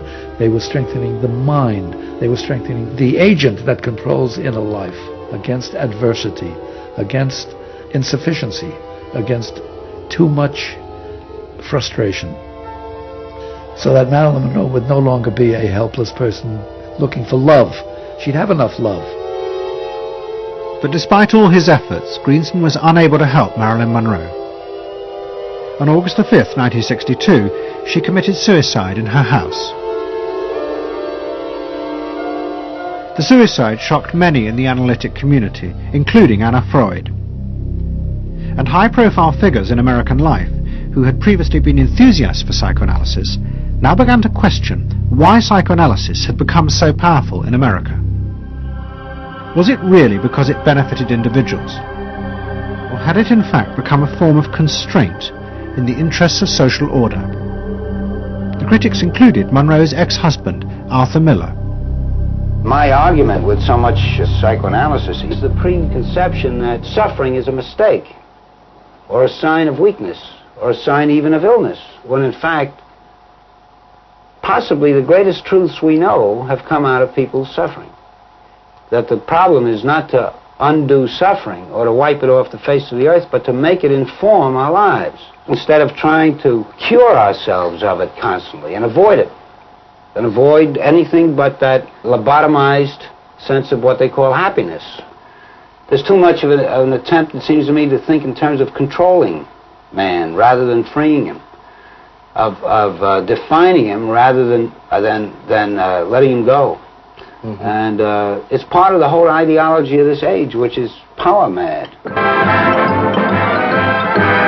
Hey, have you heard about the crazy new way to send a message today? It's flashed on a screen, too quick to see, but still you get it subliminally. At the same time, an onslaught was launched on the way psychoanalysis was being used by business to control people. The first blow came with a bestseller, The Hidden Persuaders, written by Vance Packard. It accused psychoanalysts of reducing the American people to emotional puppets, whose only function was to keep the mass production lines running. They did this by manipulating people's unconscious desires to create longings for ever new brands and models. They had turned the population into unwitting participants in the system of planned obsolescence. The second blow came from an influential philosopher and social critic, Herbert Marcuse. He had been trained in psychoanalysis. This is a childish application of psychoanalysis, which does not take at all into consideration the very real political systematic waste of resources, of technology and of the productive process. For example, planned obsolescence. For example, the production of innumerable brands and gadgets who are, in the last analysis, all the same. The production of innumerable different marks of automobiles. And this prosperity at the same time, consciously or unconsciously, leads to a kind of schizophrenic existence. I believe that in this society an incredible quantum of aggressiveness and destructiveness is accumulated precisely because of the empty prosperity, which then simply erupts.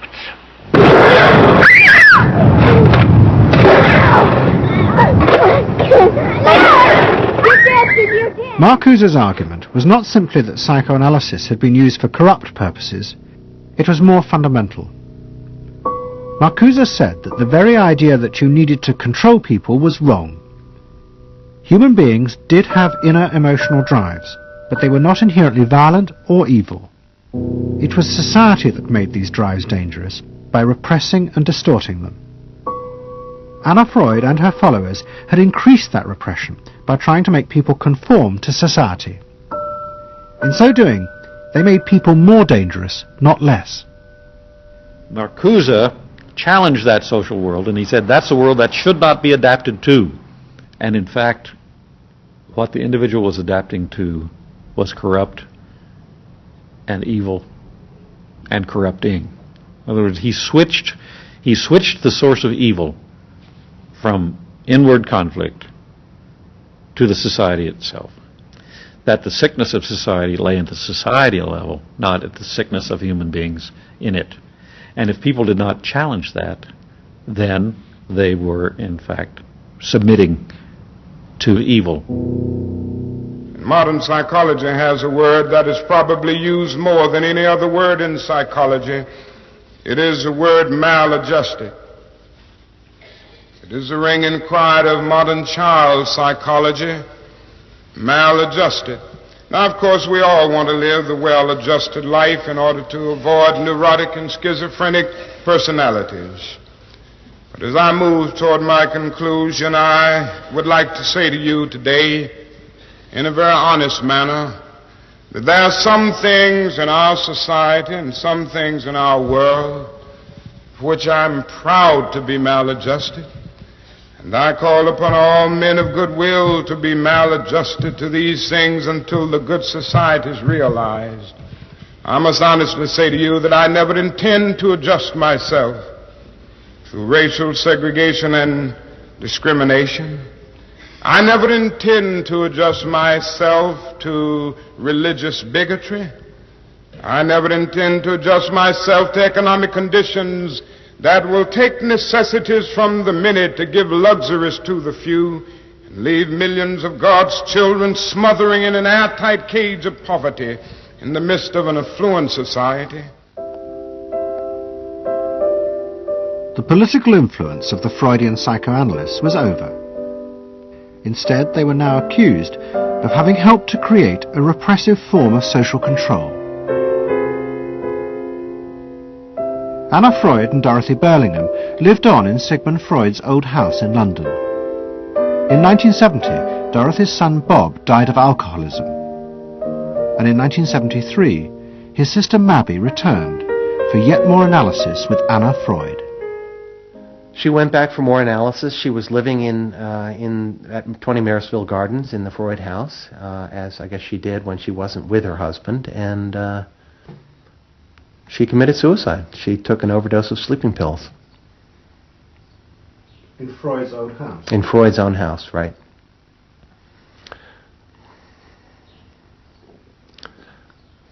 So, I mean, the obvious, there are a lot of implications that one can draw from that, and I just think she happened to reach the end of the rope there. Although it would seem to be a very pointed act. Obviously, suicide is a very politicized act, and to do it in Sigmund Freud's own house is certainly different from doing it in Riverdale back in New York.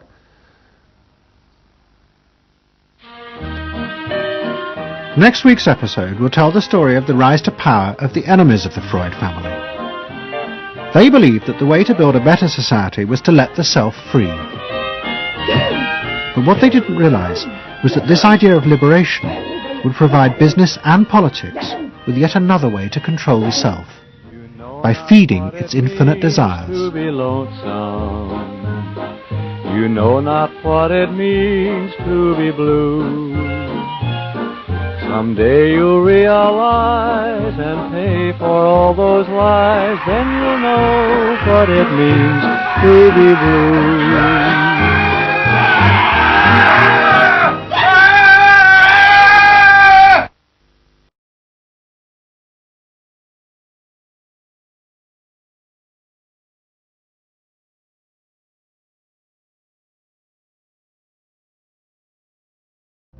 Don't settle for anything less than you can be. Make your life a masterpiece. This is a series about how Sigmund Freud's ideas about the unconscious mind have been used by those in power to control the masses in an age of democracy. Last week's episode showed how Freud's ideas spread throughout America in the 1950s. They were promoted by his daughter Anna and by Freud's nephew Edward Bernays, who invented public relations. He brought Freud's theories into the heart of advertising and marketing. A man like you, I mean, with a car like this. What they both believed was that underneath all human beings was a hidden, irrational self, which needed to be controlled, both for the good of individuals and the stability of society. But the Freuds were about to be toppled from power by opponents who said they were wrong about human nature. The inner self did not need to be repressed and controlled. It should be encouraged to express itself.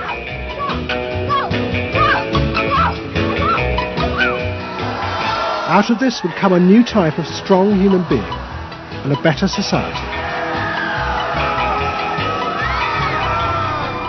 But what in fact emerged from this revolution was the very opposite.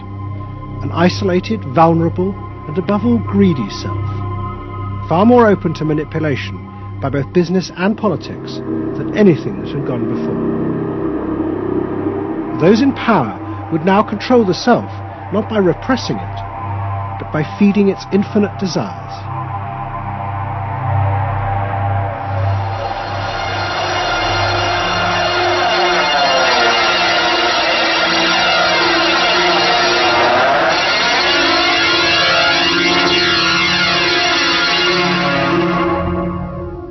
What goes on here is the liberation of feeling.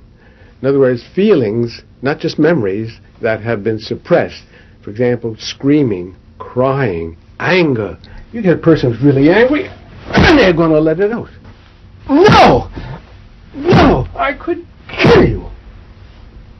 I'm an old man. Listen, I can't get all the strength into this that young people would get if they have those feelings. That wasn't bad. In the 1950s, a small group of renegade psychoanalysts began a new form of therapy.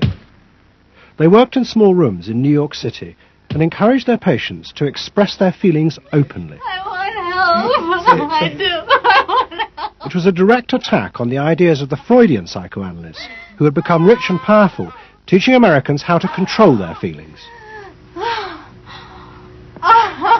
In Freud's work, you see, they were afraid of the feelings. They believed that what they wanted was contained people, very proper, doing the right thing and living a proper life. That's what they wanted. But not an intense emotional life. Freud wasn't emotional himself. I mean, he's an intellect, Freud. I was an intellect too, I know, but I'm also more than that now.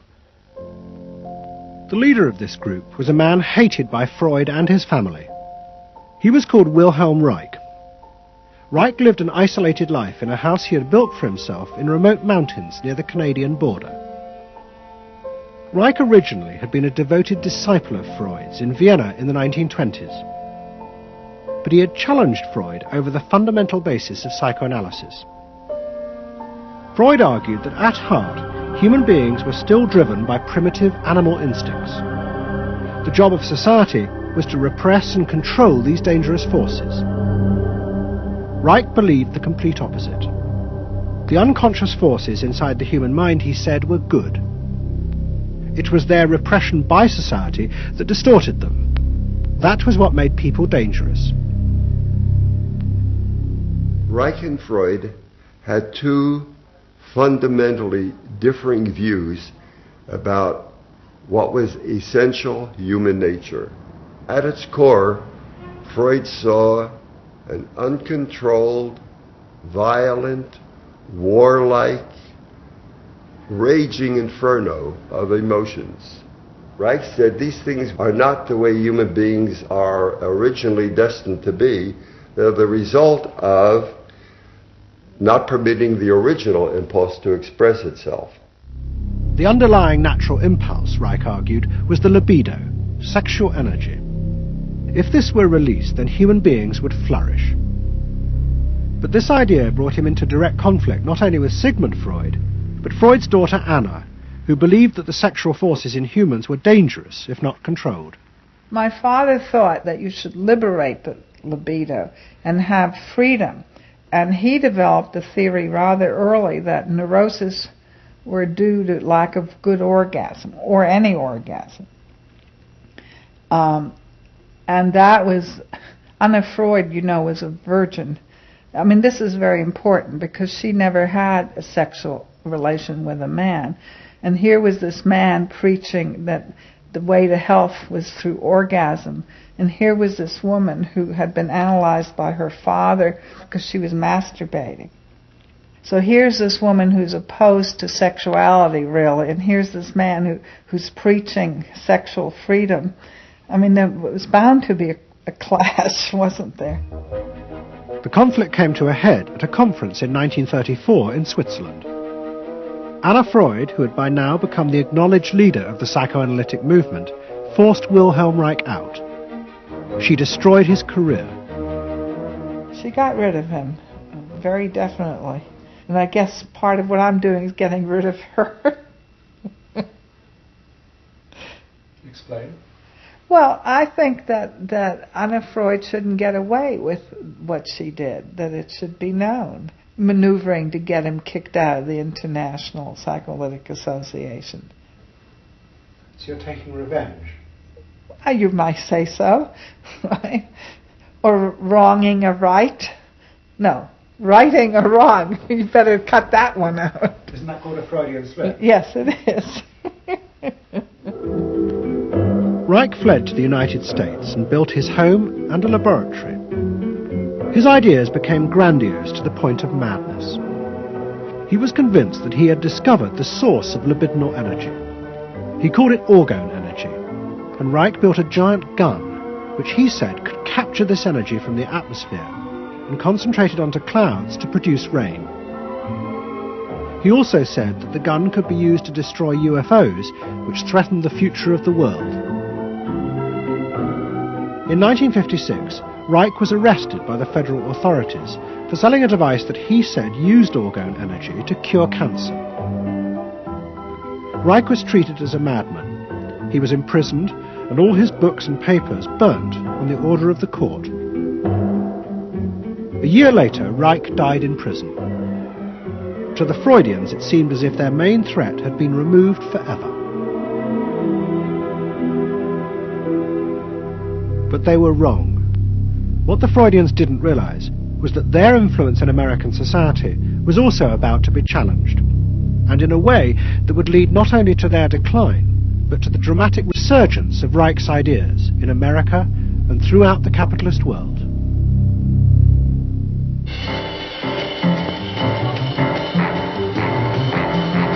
The consumer is king. His whim makes or unmakes manufacturers, wholesalers, and retailers.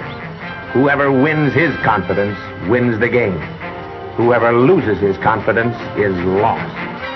By the late 50s, psychoanalysis had become deeply involved in driving consumerism in America. Most advertising companies employed psychoanalysts, and as last week's episode showed, they had created new ways to understand consumers' motives, above all with the focus group, in which consumers free associated their feelings about products.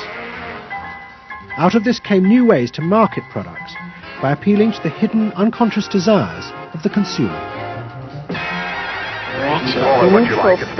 Memorability. Sheer deception. Great. Tilt-away steering wheel.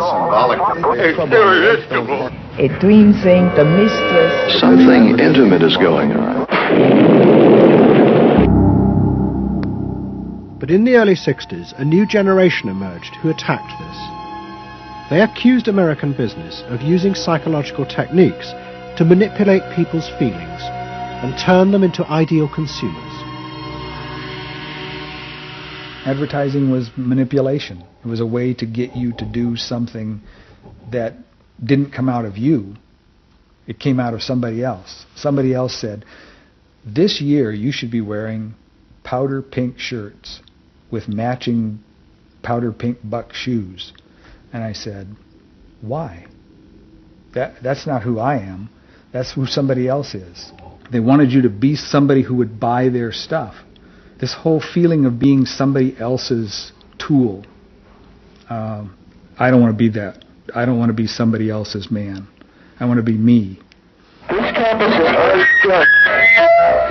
In the mid-60s, a protest movement began on America's campuses. One of the students' main targets was corporate America. They accused the corporations of brainwashing the American public. Consumerism was not just a way of making money, it had become the means of keeping the masses docile, while allowing the government to pursue a violent and illegal war in Vietnam. The student's mentor was a famous radical philosopher called Herbert Marcuse. Marcuse had studied psychoanalysis and was a fierce critic of the Freudians. They had, he said, helped to create a world in which people were reduced to expressing their feelings and identities through mass-produced objects. It resulted in what he called one-dimensional man, conformist and repressed. The psychoanalysts had become the corrupt agents of those who ruled America. It was one of the most striking phenomena to see to what extent the ruling power structure could manipulate, manage and control not only the consciousness but also the subconscious and unconscious of the individuals. And this took place on a psychological basis by the controls and the manipulation of the unconscious primary drives which Freud stipulated. Think about it, dear American people out there. You hear him, huh? You're all brainwashed, kiddies. You're all brainwashed. That's why you're here. They're saying right now, kill the bum. Look, I look at you in the living room. You know, you're saying, kill me.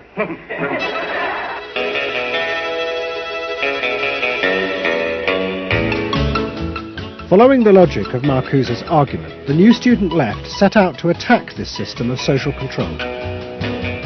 It was summed up in the slogan, "There is a policeman inside all our heads. He must be destroyed." And that policeman was going to be destroyed by overthrowing the state and the corporations that had put him there.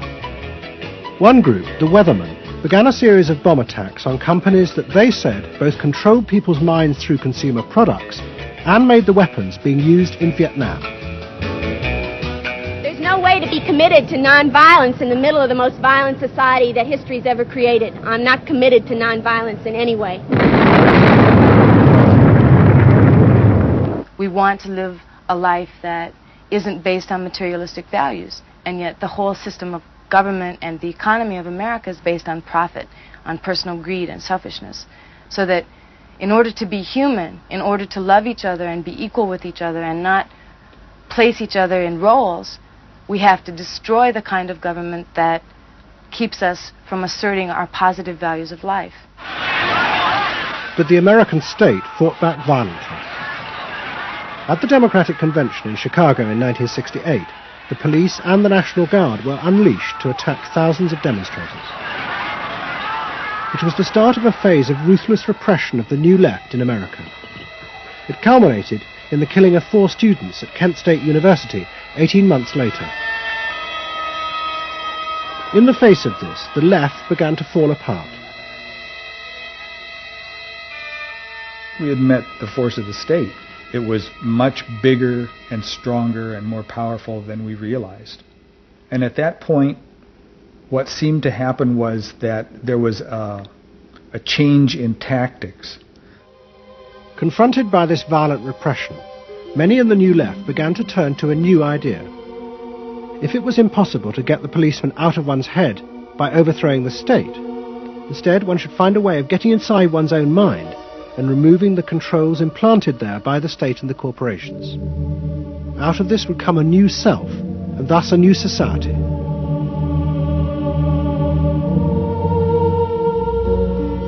People who had been politically active were persuaded that if they could change themselves and be healthy individuals, and if a movement grew up just aimed at people changing themselves, then at some point all that positive change going on, well, you could say quantity would become quality, and there would be a sort of a spontaneous transformation of society. But political activism was not required. It's about making a new you, that if enough people changed the way they were, that the society would change. So the personal became political? Yes, the personal became political. Without changing the personal, you didn't stand a chance of changing the political. Coming up against the state power of the United States was not an option. I mean, they outgunned us. And to produce the new self, they turned to the ideas and techniques of Wilhelm Reich. Since his death, a small group of psychotherapists have been developing techniques based on Reich's ideas. Their aim was to invent ways that would allow individuals to free themselves from the controls implanted in their minds by society. Their center was a tiny old motel on the remote coast of California. It was called the Esalen Institute. The dominant figure at Esalen was a psychoanalyst called Fritz Perls. Perls had been trained by Reich and had developed a form of group encounter in which he pushed individuals to publicly express the feelings inside them that society had said were dangerous and should be repressed. It's a basic fear of that thing inside me, like a little demon in there. It doesn't come out very often. It's really hard to get it out. Now put the thing inside you on that chair, talk to it. Perls used to call this getting on the hot seat in front of a group. If this were the hot seat and you were Perls, and you would guide me into this process of self-enactment, self-revelation, of staying present to all the parts of yourself and noticing it, and then taking ownership of this. As the demon? Yeah. Yes, I can come out. I can come right out of him, and I can push him aside. You Say you. I can push you aside. Yeah. Be the demon with each one of us. I can make you all cry. I can make you all feel terrible. Maybe even forever. I can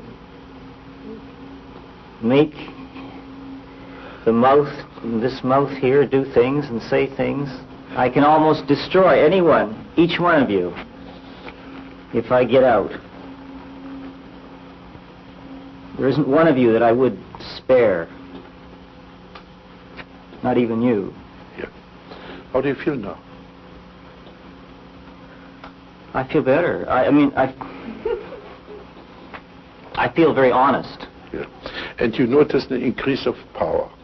In other words, taking ownership of who you are and how you act and how you feel. Your whole being in the world. In other words, giving you autonomy, owning your freedom. I'm frightening. When I have my power, I'm frightening. See, I frighten you with my power. I frighten you with my power. Now, where do you feel your power? In your hands? In your muscles? Where else? Wake up! I want you for me! God damn you! Okay. Stop it. You. It was not phony movement. That's what I wanted to do, and I did it. What Pearls and others working at Esalen believed was that they were creating ways that allowed individuals to express their true inner selves. I want them to applaud for me. Out of this, they believed, would come new autonomous beings free of social conditioning. To the left, defeated in the wake of Chicago, it was an enormously attractive idea. These techniques could be used to unleash a new, powerful self, strong enough to overthrow the old order.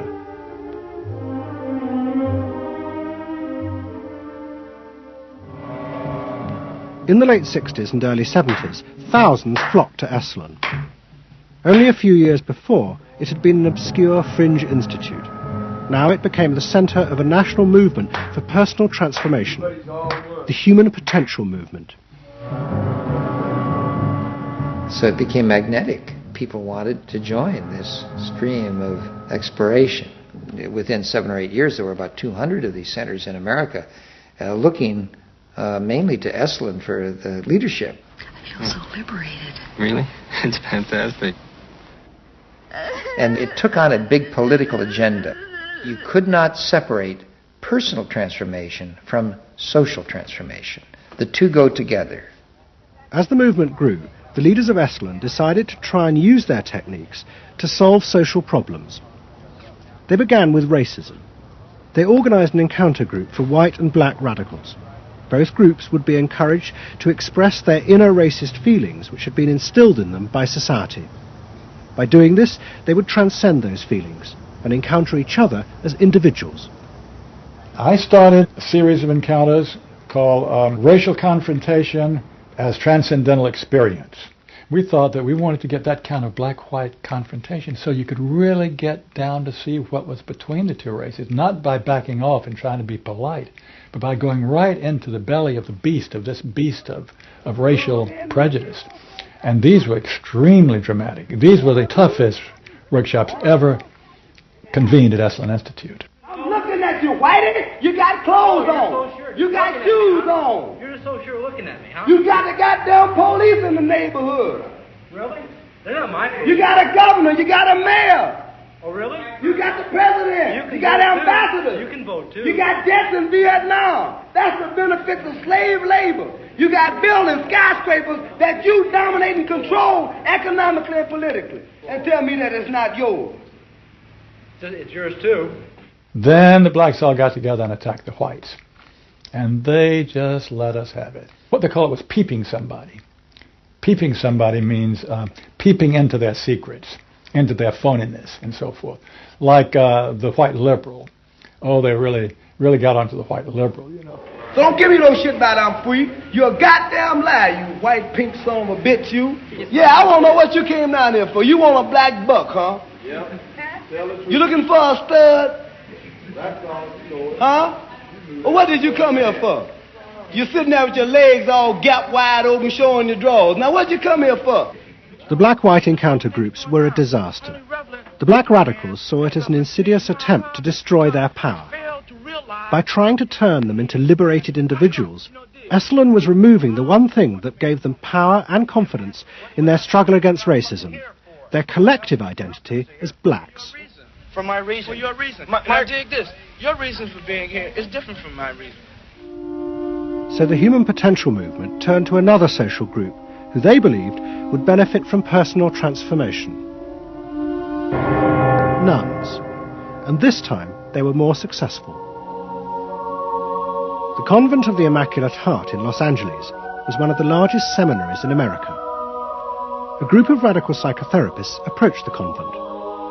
They wanted to try out their techniques for personal liberation on individuals whose identities were defined by a series of external rules which they had deeply internalized. The convent, anxious to appear modern, agreed to the experiment. And we did weekend encounter workshops for several hundred Immaculate Heart nuns. Nuns who were reserved, and they tended to be more reserved than other normal people, were told, don't be so reserved, let it all out. You're a good person. You can afford to be who you really are. You don't need to play the role of a nun. You don't need to keep downcast eyes. And prudence is an oversold virtue. You're trying to assert yourself, trying to find out who you are, who you're becoming. At the same time, you're trying to live a life of dedication, of service, and you're trying to make all these things fit into who you are, and you're just, you know, it's such a turmoil at times that you just blow a gasket and do silly, crazy things, you know. Running around the orchard and stealing oranges and taking Cokes out of the refrigerator and crazy things. I felt like I was being a hypocrite, and I wanted people to respect me for what I was, not for what I was wearing. And so I'm glad for the change. You feel frightened, but you'll go on. Oh, yeah, I'm scared to death, but it's worth it. The experiment began to transform the convent. The nuns voted to discard their habits in favor of ordinary clothes. But the psychotherapists found they had awoken other forces. Solid. One of the things we unleashed was sexual energy. The kind of thing that the church had been very good at restraining was no longer to be restrained.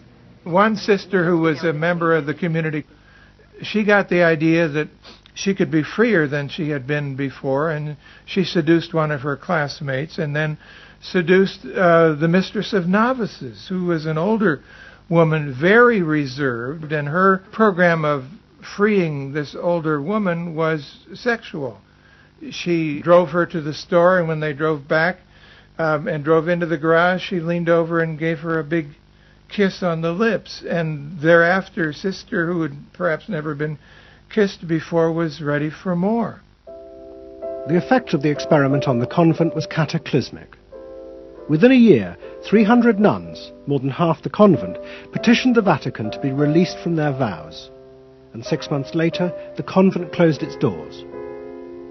All that was left was a small group of nuns, but they had become radical lesbian nuns. The rest gave up the religious life. They gave up being nuns. They did, yeah, they became persons. By the late 60s, the idea of self-exploration was spreading rapidly in America. Encounter groups became the center of what was seen as a radical alternative culture based on the development of the self, free of a corrupt capitalist culture. We just want the freedom to be ourselves, and that's for love, for experience, positive way of life. We don't say that you're wrong. We just want to be free to be what we want to be, or what we find ourselves to be, as we continue to search ourselves. And it was beginning to have a serious effect on corporate America, because these new selves were not behaving as predictable consumers. The life insurance industry in particular was concerned that fewer and fewer college students were buying life insurance when they left university.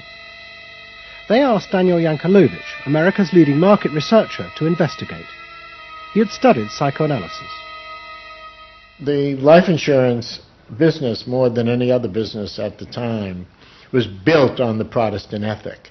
You only bought life insurance if you were a person who sacrificed for the future.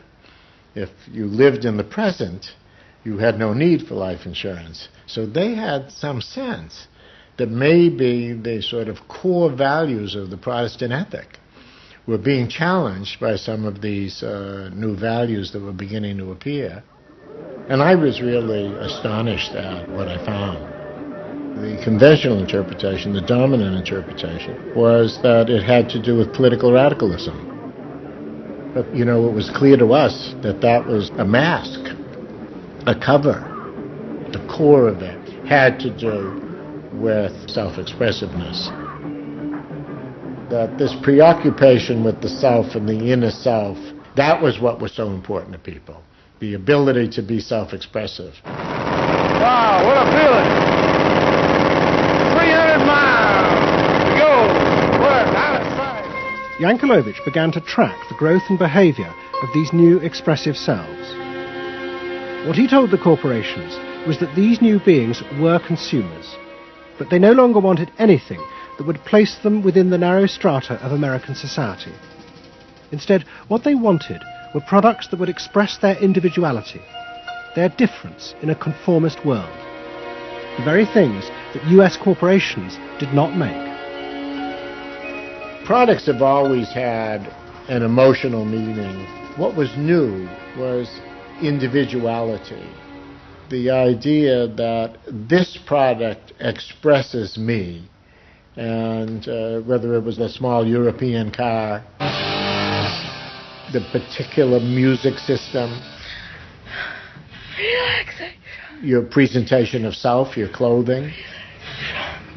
For immediate energy from our muscles and relaxing. These become ways in which people can expend their money in order to say to the world who they are. But the manufacturers, they had no idea of what was going on, really, with consumers and in the market at large. Major advertising companies set up what they called operating groups to try and work out how to appeal to these new individuals. The head of one agency sent a memo to all staff. We must conform, he told them, to the new nonconformists. We must listen to the music of Bobby Dylan and go to the theatre more. But the problem was, few of the self-expressive individuals would take part in focus groups. The advertisers were left to their own devices. There's a new cereal that tastes so right. Makes you dance, it's a way out of sight. It's tasty little squares of malted wheat. It's crispy and it's crunchy and it tastes so neat. Faster though. That's what I'm saying. Use a folk rock with more rock than folk. And there was an even more serious problem. To make products for people who wanted to express themselves would mean creating variety. But the systems of mass production that had been developed in America were only profitable if they made large numbers of the same objects. This had fitted perfectly with the limited range of desires of a conformist society. The expressive self threatened this whole system of manufacture. And the threat was about to grow rapidly. Go! Because an entrepreneur had invented a way of mass-producing this new independent self.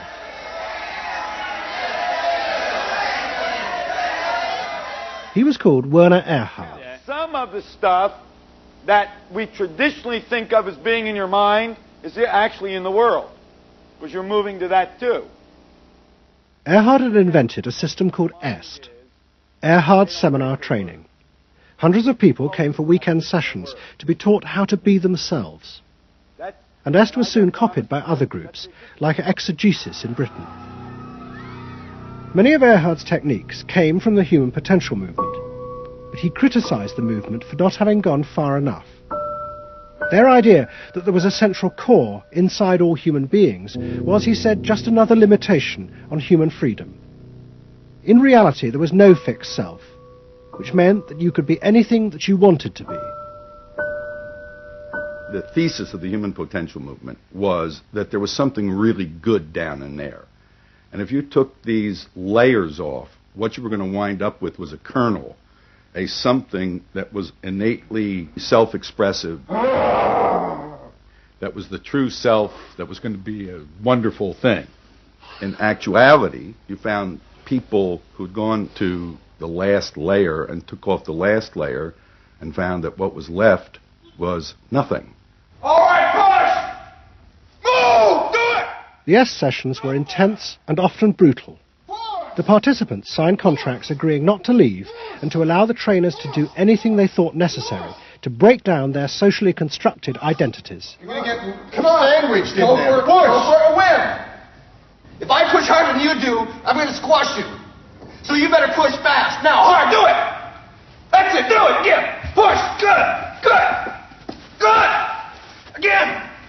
Yes! The real point to the S training was to go down through layer after layer after layer after layer until you got to the last layer and peeled it off, where the recognition was that it's really all meaningless and empty.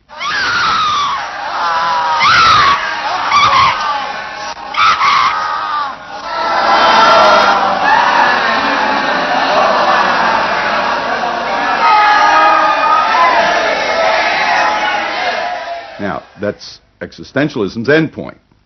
S went a step further in that people began to recognize that it was not only meaningless and empty, but it was empty and meaningless that it was empty and meaningless. And in that there's an enormous freedom. All the constrictions, all of the rules you've placed on yourself are gone. And what you're left with is nothing. And nothing is an extraordinarily powerful place to stand, because it is only from nothing that you can create. And from this nothing, people were able to invent a life, and allowing them to create themselves. Invent themselves. You can be what you want to be. I want you to start to make that sound, and on that sound, create in people the world the way you want to create it.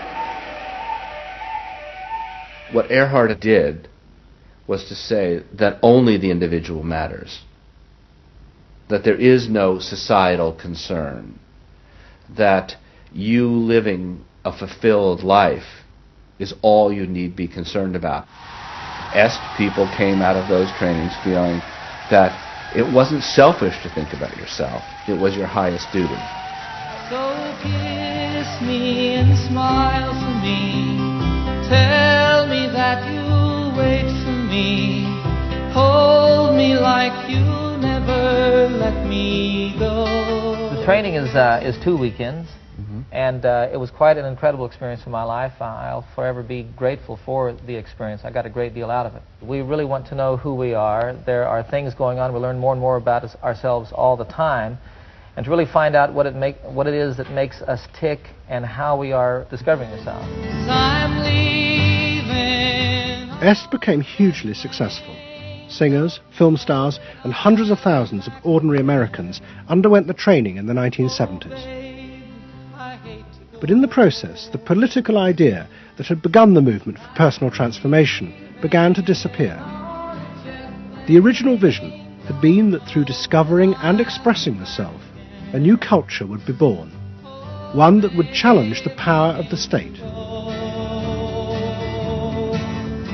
We will not let them separate our culture from our politics. We are a people. We are all together. But what was now emerging was the idea that people could be happy simply within themselves, and that changing society was irrelevant.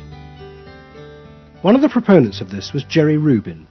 In 1968, Rubin, as leader of the Yippies, had led the march on Chicago, but now he had undergone S training. I was willing to die, and I had a martyr complex in a sense. I think we all did. And I've given up that ideal of sacrifice. And I'm not as I'm not as overwhelmingly moved by injustice as I was. And now we reincarnated ourselves from within. Basically, the politics were lost and totally replaced by this lifestyle, and then the desire to become deeper and deeper into the self. By now, a grandiose sense of the self. And my a good friend and one of the original Yippie founders, Jerry Rubin, definitely moved in that direction. And I think he was beginning to buy into the notion that he could be happy and fully self-developed on his own. Socialism in one person. Yes. Was he alone in that trajectory? Although that, of course, is capitalism. That's the whole joke. I think it's funny. I think it's funny because people spend so much of their life being bedeviled by their past and being locked into their past and being limited by their past. And there's an enormous freedom from that. Letting people create themselves. Est was only the most vivid and intense expression of an idea that was spreading rapidly through all strata of American society. Books and television programs promoted the idea that one's first duty was to be oneself. And those monitoring this shift were astonished at the speed with which the idea was spreading. In 1970, it was a small percentage of the total population, maybe 3 to 5%. By 1980, it had spread to the vast majority of the public, up to 80%. You asked the question, how do you get self-actualized? You take this day and you say, when I shave every morning, I look in that mirror, I say to myself, I really say this, I say, nobody is going to ruin this day for you, Wayne Dyer, nobody. That this preoccupation with the self and the inner self traveled and spread throughout the society in the 1970s. It helped me to stop living in the past and start building from today and using my experiences in a positive way to be a better person today and tomorrow. But then the problem comes, well, how do you be self-expressive? And it was at this point that American capitalism decided it was going to step in and help these new individuals to express themselves. And in the process, make a lot of money. The first thing they were going to do was to find a way of getting inside their heads, to discover what these new beings wanted in order to be themselves. This came not from Madison Avenue, but from one of the most powerful scientific research institutes in America. Stanford Research Institute in California worked for corporations and government. It had done much of the early work on computers, and was also working for the Department of Defense on what would become the Star Wars project. In 1978, a group of economists and psychologists at SRI decided to find a way to read, measure, and fulfill the desires of these new, unpredictable consumers.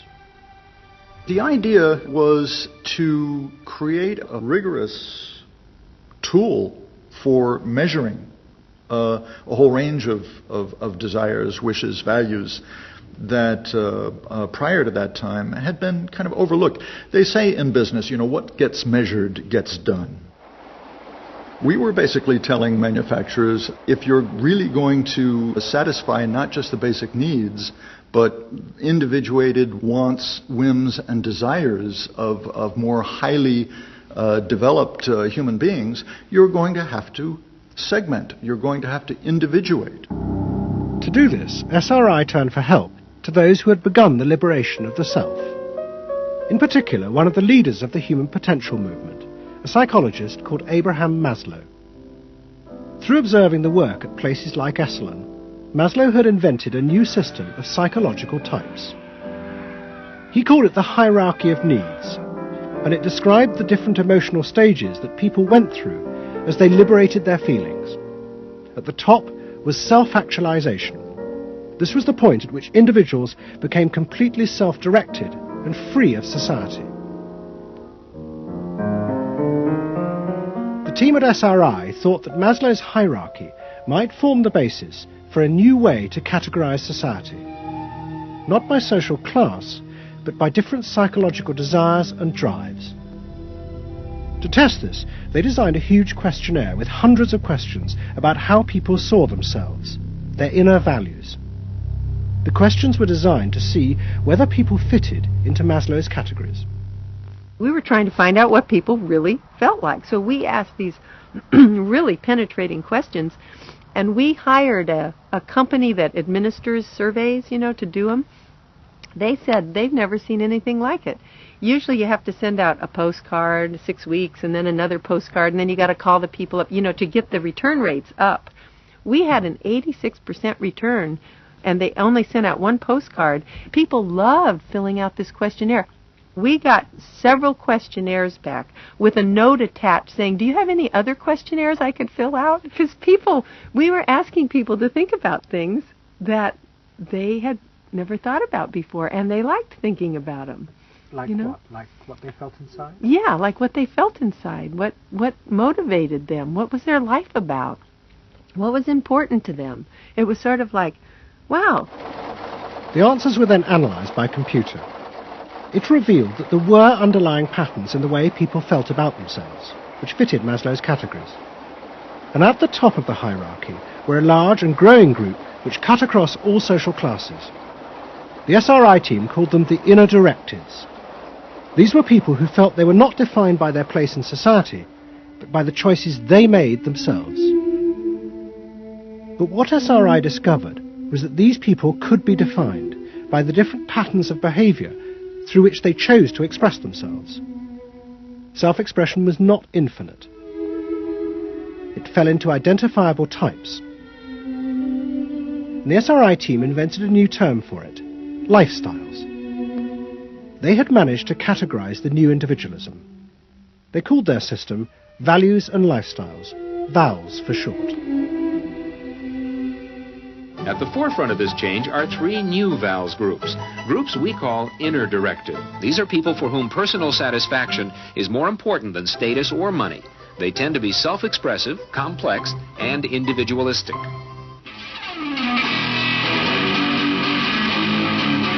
Rob is an I am me. I am me's are searching for new values, breaking away from traditions and inventing their own standards.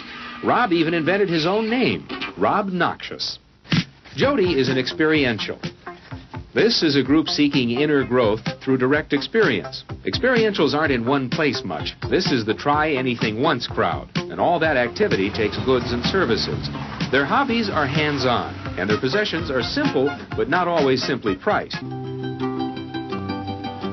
I'm a bookseller. I sell books. I'm a businessman. It doesn't necessarily mean that I believe in capitalism. It just happens to be what I'm doing now. SRI created a simplified questionnaire with just 30 key questions. Anyone who answered them could be immediately fitted into a dozen or so of these new groups. It allowed businesses to identify which groups were buying their products, and from that, how the goods could be marketed, so they became powerful emblems of those groups' inner values and lifestyles. It was the beginning of lifestyle marketing. So it allowed people not just to look at people as demographics, group of age and income and whatever, but to really understand the underlying motivations. I mean, most of marketing was looking at people's actions and trying to figure out what to do. But what we were doing is we were trying to look more into people's underlying values so that we could predict what is their lifestyle, what kind of house do they live in, what kind of car do they drive. So the corporations were then able to sell things to them by understanding them, by having labels, by knowing what these people look like, where they live, what their lifestyles are. If a new product expressed a particular group's values, it would be bought by them. This is what made the values and lifestyle system so powerful: its ability to predict what new products self-actualizers would choose. And this power was about to be demonstrated dramatically. VALS would show it could predict not just the products they would buy, but the politicians they were going to choose to elect. Ladies and gentlemen, the next President of the United States of America, Ronald Reagan! In 1980, Ronald Reagan ran for president. He and his advisors were convinced they could win on a program of a new individualism. It would be an attack on 50 years of government interference in people's lives. I wrote a speech about let the people make the basic decisions, get judges out of the way, get bureaucrats out of the way, get centralized government out of the way. I gave Reagan a choice of several titles for the speech, and the one he picked was let the people rule.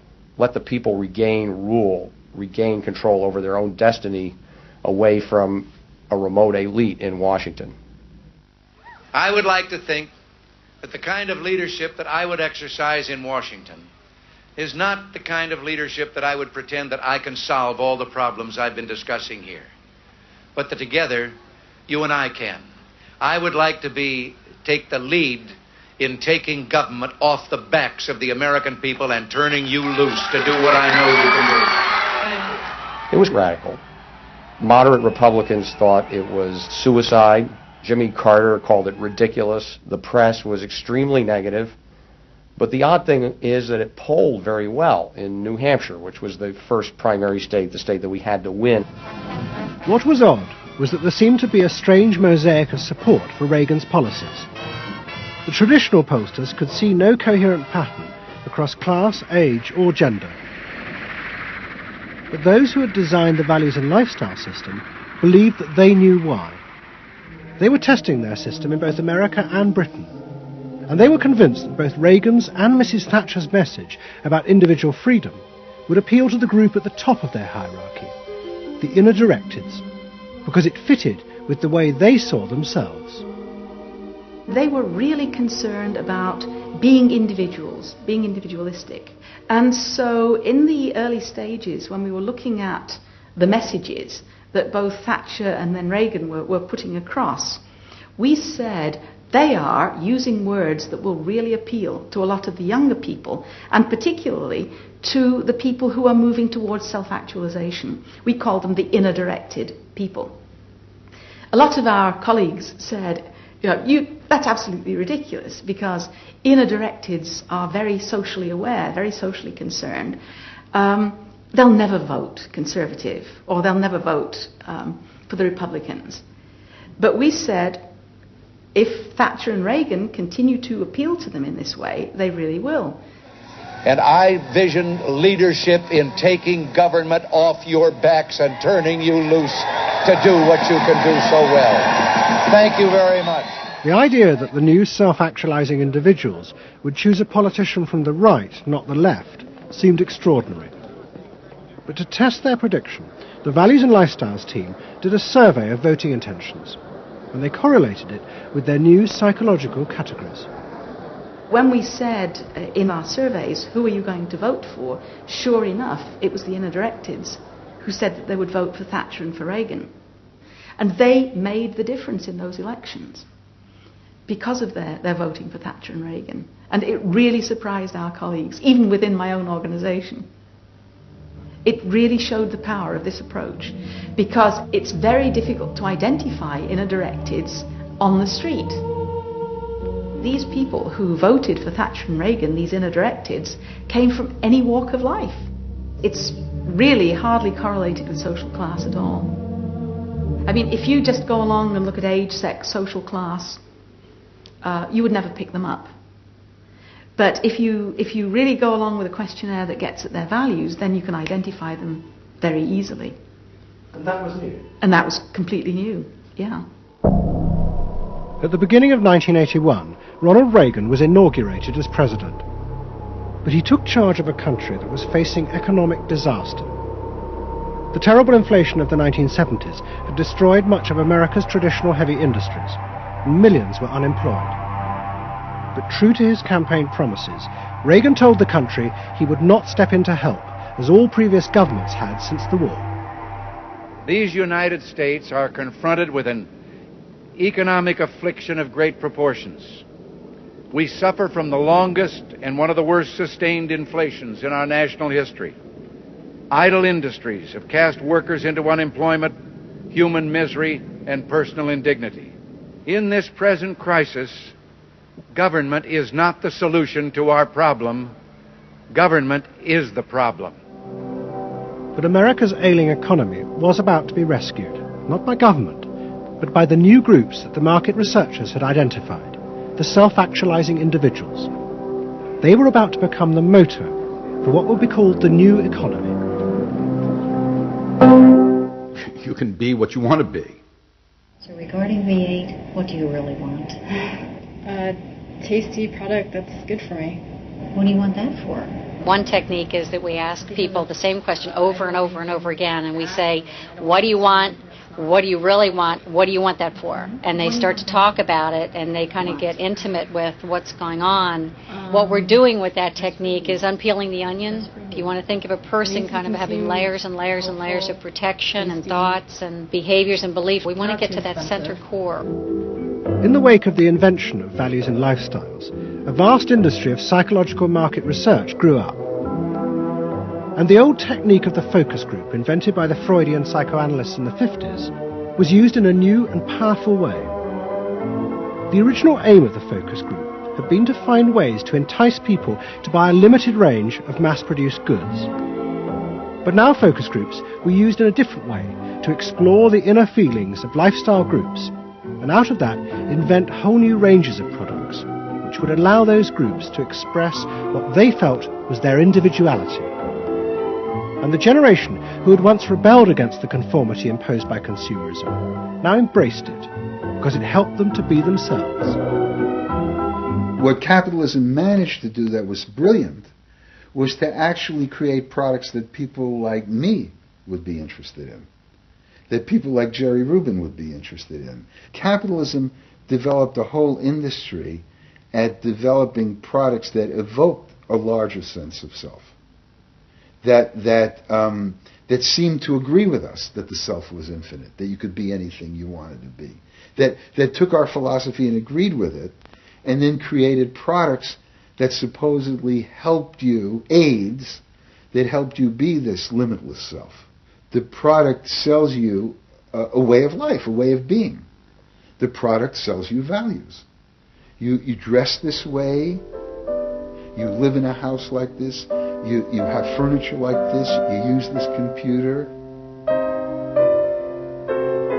Do you have the regular jeans? Or? Oh, Gloria Vanderbilt does a lot in denim, in silks, and in cotton.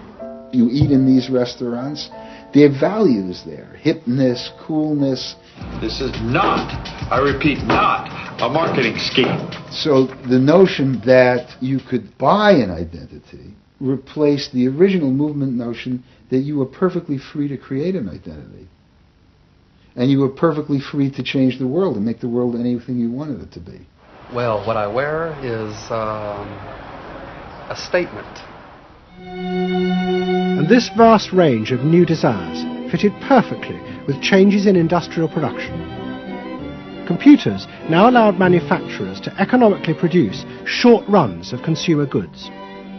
The old restrictions of mass production disappeared, as did the worry that had bedeviled corporate America ever since mass production had been invented, that they would produce too many goods. With the new self, consumer desire seemed to have no limit. In the United States, the concern of companies was always that supply would outstrip demand, that we were producing too much, and that there was not a market for it. You don't hear that kind of talk anymore, because you've gone from a conception of a market of limited needs, and if you fill them, they're filled, to a market of unlimited, ever-changing needs dominated by self-expressiveness, that products and services can satisfy in an endless variety of ways, and ways that change all the time. And consequently, economies have unlimited horizons. Out of this explosion of desire came what seemed a never-ending consumer boom that regenerated the American economy. The original idea had been that the liberation of the self would create new kinds of people, free of social constraint. That radical change had happened, but while the new beings felt liberated, they had become increasingly dependent for their identity on business.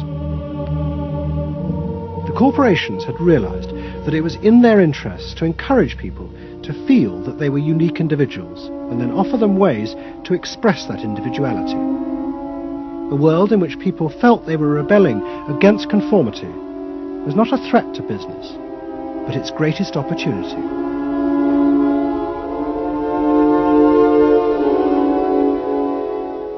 It was, in a sense, the triumph of the self. It was the triumph of a certain self-indulgence, a view that everything in the world and all moral judgment was appropriately viewed through the lens of personal satisfaction.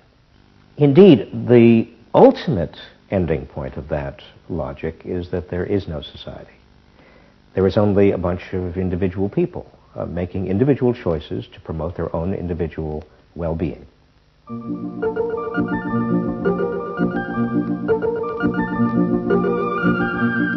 Next week's episode tells the story of how politicians on the left, in both Britain and America, turned to the techniques developed by business in order to regain power. But what they didn't realize is that what had worked for business would undermine the very basis of their political beliefs. They would find themselves trapped by the greedy desires of the new self.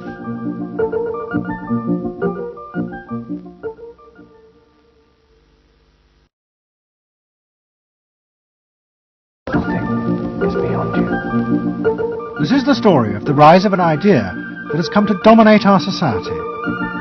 It is the belief that the satisfaction of individual feelings and desires is our highest priority. Today we're going to tell you how to get whatever you want. I wanted to live a different life that wasn't available to me in the image I was born. I'm here, look at me, notice me. Previous episodes have shown how this rise of the self was fostered and promoted by business. They had used the ideas of Sigmund Freud to develop techniques to read the inner desires of individuals and then fulfill them with products. This final episode is about how that idea took over politics. It tells the story of how politicians on the left, in both America and Britain, turned to these techniques to regain power. They believed that they were creating a new and better form of democracy, one that truly responded to the inner feelings of individuals. But what the politicians didn't realize was that the aim of those who had originally created these techniques had not been to liberate the people, but to develop a new way of controlling them in an age of mass democracy.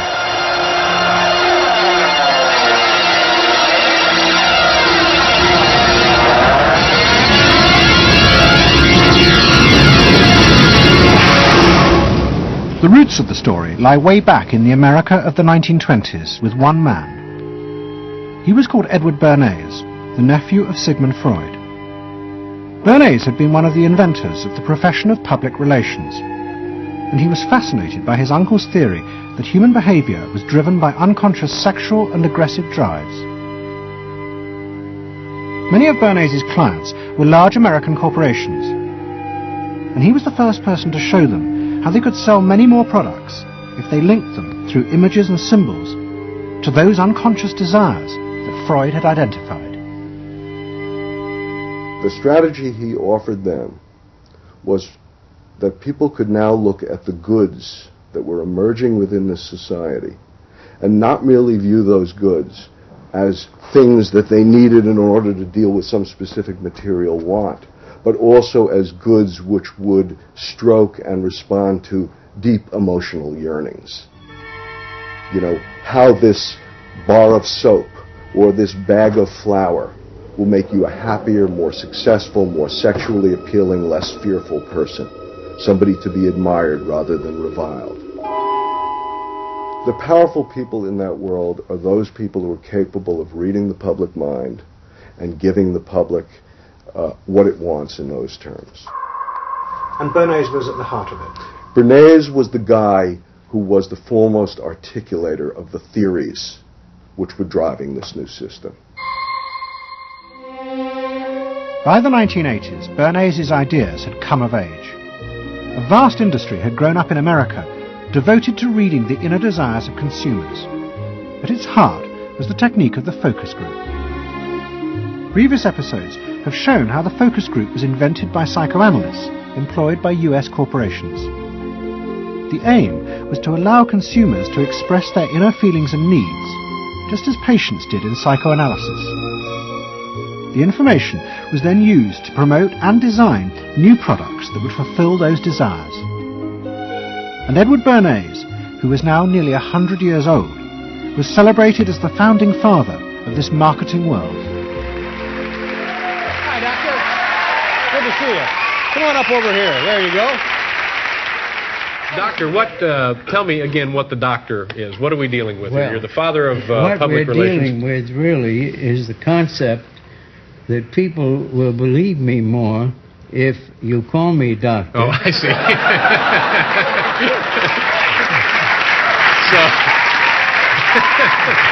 That's a good idea. And Bernays' ideas and techniques were also about to conquer Britain in the 1980s. Unlike America, the ruling elites in Britain had always distrusted the idea of pandering to the masses. It was epitomised by the patrician elite who ran the BBC. Even as late as the 60s, popular programmes were referred to as ground bait. Their real job was to lure the viewers into watching the more serious programmes the elite knew was good for them. And market research reflected this attitude. Individuals were observed and classified by market researchers according to their social class, from A through C2, D and E. Probably they might be C2. Yes, I think by the way they're carrying their luggage, all no taxi, and all stuffed in the bags like that. I think the lady possibly sets her own hair, which is always an indication. Yes. Children are nicely dressed. Yes, they are. Probably a skilled worker. A skilled, yes, a skilled worker. I would say so.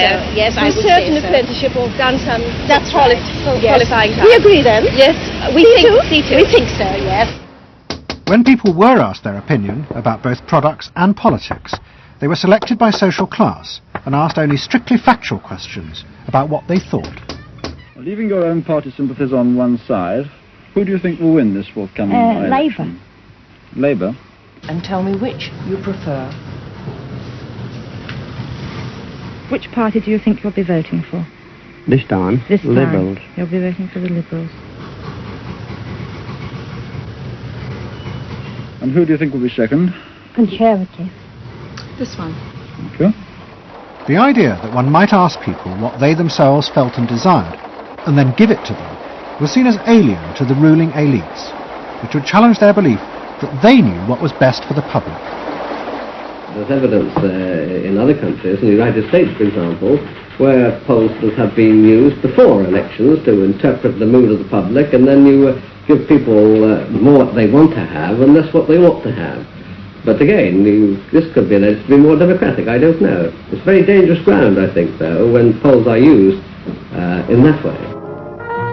But then, in the economic crisis of the mid-70s, British industry was forced to begin to pay attention to the inner feelings of consumers. As the recession deepened, consumer spending fell dramatically, and the advertisers insisted that the only way for companies to survive was to make their advertising more effective. And to do this, they would have to delve into people's underlying psychological motives for purchasing. The advertising industry started to bring in Americans to run focus groups with British housewives. Everyone is a unique person, and even though you're a group of 10 today, we don't want a group opinion. And we want to know your ideas and your thoughts, no matter how crazy it might be. Please let your imagination run wild, because that's how very crazy things like instant coffee got born. Now, can we get somebody, this lady, to be a kitchen sink? And kitchen sink, how do you feel with these things that are being used to clean you up? Well, I've got to feel clean. I've got to be kept clean. So I feel that. I should hate it if I was all greasy, so I've got to be easy to clean. Okay, now the housewife, this lady, what would you use to clean your kitchen sink? A scouring powder. Of course, a cloth to apply the things on, and plenty of water. Now, how do you feel as you're doing this chore? Feel satisfied? Well satisfied when I have done it, yes. I'm doing my duty. I feel it's a job well done. The consumers were encouraged to play at being products, from household cleaners to car seat belts. The aim was not to talk rationally, but to act out and reveal their inner emotional relationship to products. Which firmly and unmistakably underlines. And then a politician emerged who also believed that people should be allowed to express themselves. Instead of being controlled by the state, the individual should become the central focus of society. Some socialists seem to believe that people should be numbers in a state computer. We believe they should be individuals. We're all unequal. No one, thank heavens, is quite like anyone else, however much the socialists may pretend otherwise. And we believe that everyone has the right to be unequal. But to us, every human being is equally important. A man's right to work as he will, to spend what he earns, to own property, to have the state as servant and not as master, they are the essence of a free economy. And on that freedom, all our other freedoms depend. Mrs. Thatcher's vision was of a society in which the wants and desires of millions of individuals would be satisfied through the free market. This, she believed, would be the engine to regenerate Britain. And with her ascent to power, the advertising and marketing industries flourished. Their task was to find out what the British people really wanted and then sell it to them. In this new climate, the focus group flourished. And those who ran them borrowed from the techniques of psychotherapy to delve ever deeper into people's feelings about products. We're trying to understand how people feel about brands, how they relate to brands. That is to say, what the brand's personality is as far as consumers are concerned. And there are a number of techniques which are very, very helpful for getting to that understanding. The consumer is given crayons to doodle, to express their feelings, to go inside their own head, pull out their feelings and somehow get them onto paper. And these are ordinary drinkers expressing their feelings about drinking Guinness. Here you see a rich, very female aspect of Guinness. So if you were describing a woman who somehow to you had that character, what sort of person is it? Paula Yates, who used to lay in bed, surrounded with magazines and chocolates like a 50s starlet. Out of this research, the marketeers began to detect a new individualism. In particular, among those who had voted Conservative for the first time in 1979. They no longer wanted to be seen as part of social classes, but to express themselves. And crucial to this were the products they chose to buy. We identified that there was this trend towards what might be called individualism, where people wanted to still be part of a crowd, but to express themselves as individuals within it, to have their own personalities, to be, I suppose, their own men. I didn't want to be the same as everybody else. I wanted it to be a little bit different, a little bit individual. It's quite individual upstairs. It's not remarkable, but I think it's quite individual. It is expensive. It's Italian. It's Italian, it's expensive, and it's good quality. A little bit different. Yeah, we want to set our own standards, so nobody else has got what we've got. We just didn't want it be the same as everybody else. We just want to be different. Business responded eagerly to this new individualism, but it soon became one of the main forces driving the growing consumer boom in Britain. Using the data from the focus groups, manufacturers created new ranges of products that allowed people to express their individuality. Business also recategorized people. They were no longer divided by social class, but by their inner psychological needs. If the primary need is security and belonging, we call the groups mainstreamers. If it's status and the esteem of others, then it's aspirers. If it's control, it's succeeders. And if it's self-esteem, it's reformers. And this new marketing culture began to take over the institutions previously dominated by a patrician elite, in particular the world of journalism. The assault was led by the profession of public relations. In the past, PR had been seen as seedy and corrupt, but now it became a glamorous business, promoting products and celebrities. And one of the rising stars was another member of the Freud family, Matthew Freud, the son of the Liberal MP Clement. What Freud and other PRs realised was that they could use their celebrities as levers to infiltrate advertising into the editorial content of newspapers.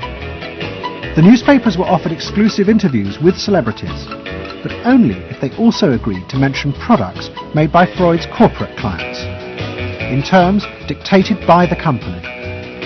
What happened with Freud's was that you effectively got some kind of product placement, or even the manufacturers of the product got some degree of control over how their products would appear in print. So if, for example, you did want to write about Caprice's passion for stuffed crust pizza, you would sign a contract which guaranteed that you would mention the firm Pizza Hut in at least twice in certain positions in the introductory paragraph of the article, that you would agree to run the Pizza Hut logo at such and such a size in such and such a place, and of course that you would agree to run the enclosed pictures of Caprice eating her stuffed crust pizza. There was no choice about how you would run this article in the press. You were effectively told how to run the article in the press.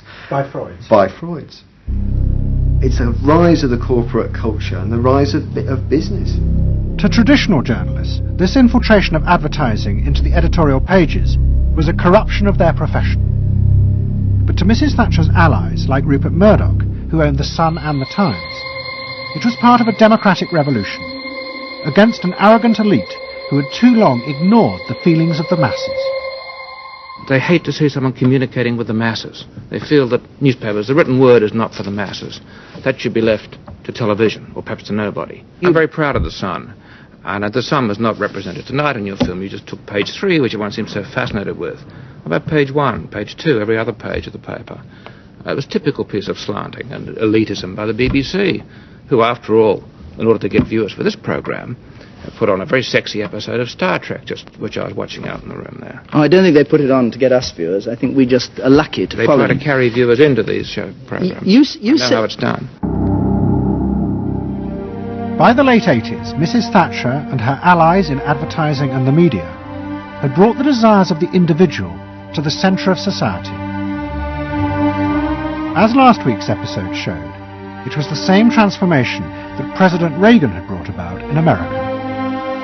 Both politicians had encouraged business to take over from government the role of fulfilling the needs of the people.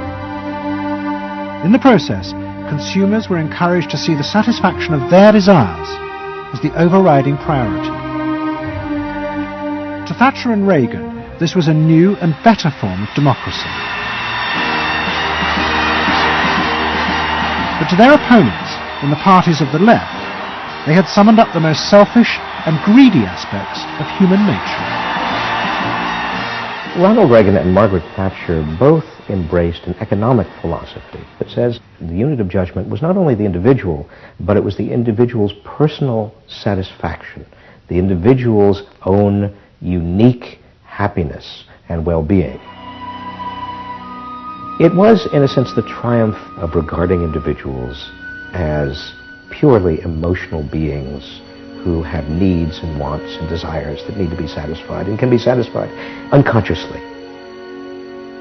It goes way back to the early part of the 20th century, to Freud, to notions of the unconscious, the assumptions that we are, in terms of our rational minds, we're little corks bobbing around on this great sea of hopes and fears and desires of which we are only dimly aware. And that the role of a marketer, the role of somebody selling something, including a politician, is to appeal to this great swamp of desire, of unconscious desire. The left believed the opposite, that the way to create a better society was not to treat people as emotional, isolated individuals, but to persuade them to realize that they had common interests with others, to help them rise above their individual feelings and fears. Let me assert my firm belief that the only thing we have to fear is fear itself. Nameless, unreasoning, unjustified terror, which paralyzes needed efforts to convert retreat into advance. This idea had flourished in America in the Depression of the 1930s. President Roosevelt, faced with the chaos caused by the Wall Street crash, encouraged Americans to join together in trades unions, to set up consumer groups, and to pay for a welfare system for those trapped in poverty. His aim was to create a collective awareness which would become a powerful weapon against the unfettered power of capitalism, which had caused the crisis. That idea had driven the Democratic Party for 50 years. But now, Roosevelt's inheritors railed vainly against the effects of the self-interest encouraged by President Reagan. There is despair, Mr. President, in the faces that you don't see. Maybe, Mr. President, if you stopped in at a shelter in Chicago and spoke to the homeless there. Maybe, Mr. President, if you asked a woman who had been denied the help she needed to feed her children because you said you needed the money for a tax break for a millionaire or for a missile we couldn't afford to use. The worst thing Ronald Reagan did was to make the denial of compassion respectable. He said, you've worked hard, you've made your money. You shouldn't have to feel guilty about refusing to throw it away on people who choose to be homeless and who choose not to work. That's what he said. He said it with an elegance and a kind of benign aspect that disguised its harshness. You think we can do anything about it? Well, why not? If we can work together now to look after the lives of the people here, I don't see why we couldn't work together afterwards to clear up the mess and help build a better world in which these things can't possibly happen. The qualities we've learned from comradeship and common suffering are not going to be wasted after this war. It's out of experience like ours that the new world will be built. That same idea of marshalling the collective force of the masses to challenge the entrenched power of wealth and business had also led the Labour Party to power in Britain after the war. But in the 80s, Labour, like the Democrats in America, lost election after election as millions who had once voted for them switched their allegiance to the Conservatives. There it is, going blue just about everywhere, sweeping the country. The rural parts of Britain now have gone blue. For they are the party of yesterday, and tomorrow is ours. In the face of this, a growing number within the Labour Party became convinced that if they were ever to regain power, Labour would have to come to terms with the new individualism. One of them was an advertising executive called Philip Gould, who had been a lifelong Labour supporter. Gould believed that Labour's leadership had become corrupted by the same patrician arrogance that dominated all Britain's institutions. They denigrated and disapproved of the new aspirations of working-class voters. Labour stopped listening to these people. And I remember the best example of this was after the election of 1983, which was the election above all where the people's voices just were not heard. And I had dinner with a leading Labour Party figure who'd been involved in the defeat, heavily involved in the defeat, and his wife said, God, these working class people, they just, we give them education, we give them chances in life. What do? They read The Sun and they just don't vote for us. And there was such a gap between these people just trying to make lives for themselves, better lives for themselves, and the kind of elitism of the Labour Party that was just such a chasm that had to be filled. Gould became part of a small group of modernisers centred around Peter Mandelson. Their aim was to reconnect Labour with the lost voters. To do this, Gould turned to the technique he knew well from his work in advertising, the focus group. Gould commissioned focus groups in suburban areas across the country with small groups of voters who had switched to Mrs. Thatcher. People were encouraged not to talk rationally about policies, but to express their underlying feelings. And what Gould discovered was a fundamental shift in people's relationship to politics.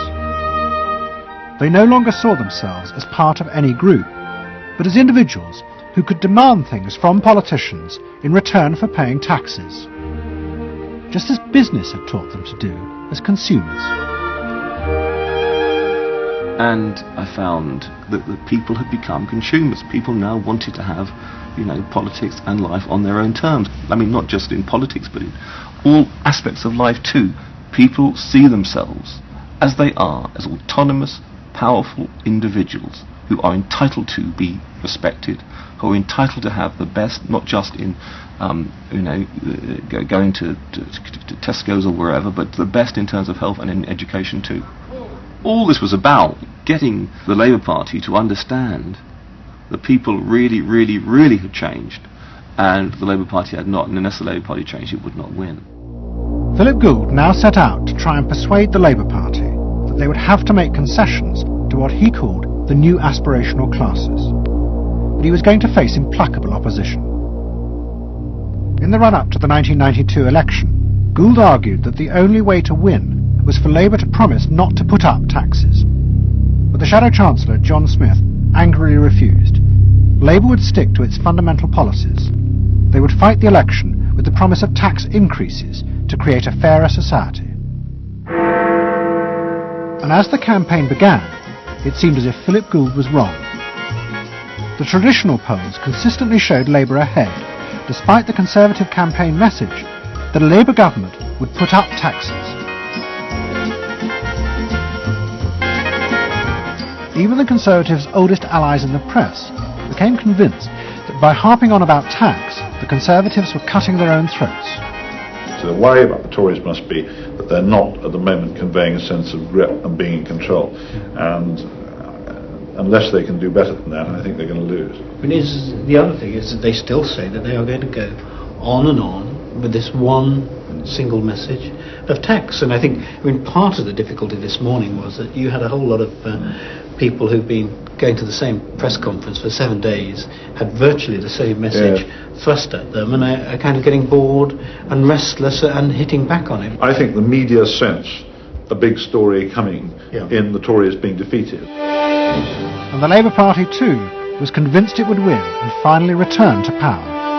It's now time to meet the men and women who will form the next government. Labour Chancellor of the Exchequer, John Smith. And now, it is time for the next Prime Minister, Neil Kinnock. Those running Labour's campaign believed that by modern presentation they would attract back the voters, yet keep the old policies. But Philip Gould was convinced that Labour were going to lose.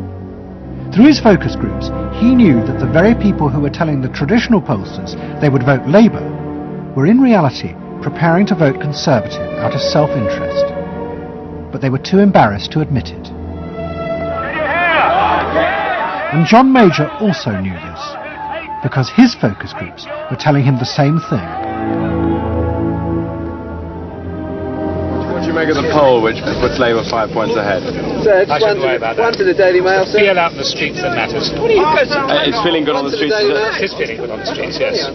Has been feeling surprisingly good on the streets for some time. Quite surprisingly, quite out of line with opinion polls. Don't ask me to explain it, but the feel's all right. Sir? Anyway, go on. No, lads, you must sit down. We're waiting to go. John Major's victory in 1992 was a disaster for the Labour Party. The small group of reformers centred around Peter Mandelson and Philip Gould were convinced that the only way for the party to survive was to change its basic policies. But their ideas were rejected by John Smith, who had now become leader. Philip Gould left Britain to go to work for the campaign to elect Bill Clinton president in America. The 1992 election, during it and afterwards, people felt under great strain and really did feel demoralised and dejected. And then to go from this to the Clinton campaign, it was an extraordinary experience, because here suddenly I found articulated many of the ideas that I'd had but not fully myself been able to encapsulate or to articulate. If you want a president who will restore the middle class, reclaim the future for the middle class, and restore the American dream, vote for Bill Clinton in New Hampshire and send a signal to the country that we are coming together. What Gould discovered was that, like the Labour Party, the Democrats had also been doing focus groups with swing voters.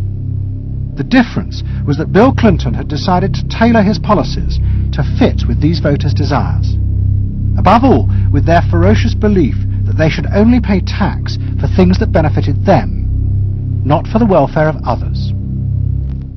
I have no idea what percentage of my tax dollars go to welfare, but even if it's a minuscule percentage, even if it's 0.25%, it's still too much for the people that are receiving these benefits that are basically non-productive.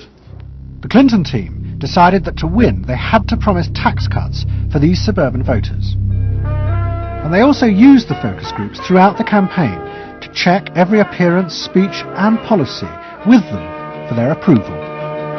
What Clinton called the forgotten middle class became central figures in a new type of reactive politics.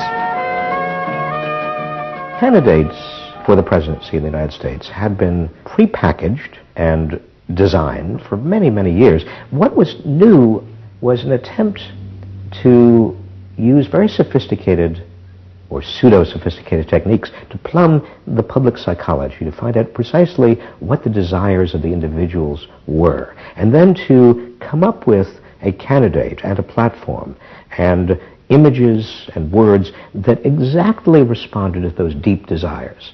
This was packaging at a new level. This was polling at an extreme. I'm not going to raise taxes on the middle class. And the middle class needs a break. Government is in the way. It's taking more of your money and giving you less in return. In the name of the hard-working Americans who make up our forgotten middle class, I proudly accept your nomination for President of the United States. Stay focused. Talk about things that matter to people. It's the economy, stupid. Okay? But Clinton's campaign team, led by James Carville and George Stephanopoulos, did not believe that they were capitulating to the selfish desires of the middle classes. Tax cuts were the price they had to pay to regain power. But once in power, they would still fulfill traditional democratic policies and help the poor who had been neglected under Reagan, above all with the reform of health care. They would pay for the tax cuts by cutting defence spending and increasing taxes on the very rich. In this way, they believed they were forging a coalition of the new and the old voters, both of whom could be satisfied. Probably for the first time in a generation tomorrow, we're going to win. And that means that more people are going to have better jobs. People are going to pay a little less for health care, get better care. And more kids are going to go to better schools. So thanks.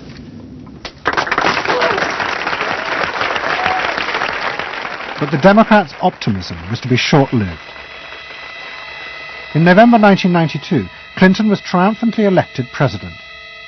But within weeks, his administration discovered that the budget deficit was far greater than they had anticipated. At a meeting in the White House in January 1993, the head of the Federal Reserve told them that the deficit was nearly $300 billion. There was no way they could borrow any more without panicking the markets and causing a crisis. The only way to pay for the proposed tax cuts would be to cut government spending, not just on defence, but on welfare. Clinton was faced with a choice between the old politics and the new, and he chose the old.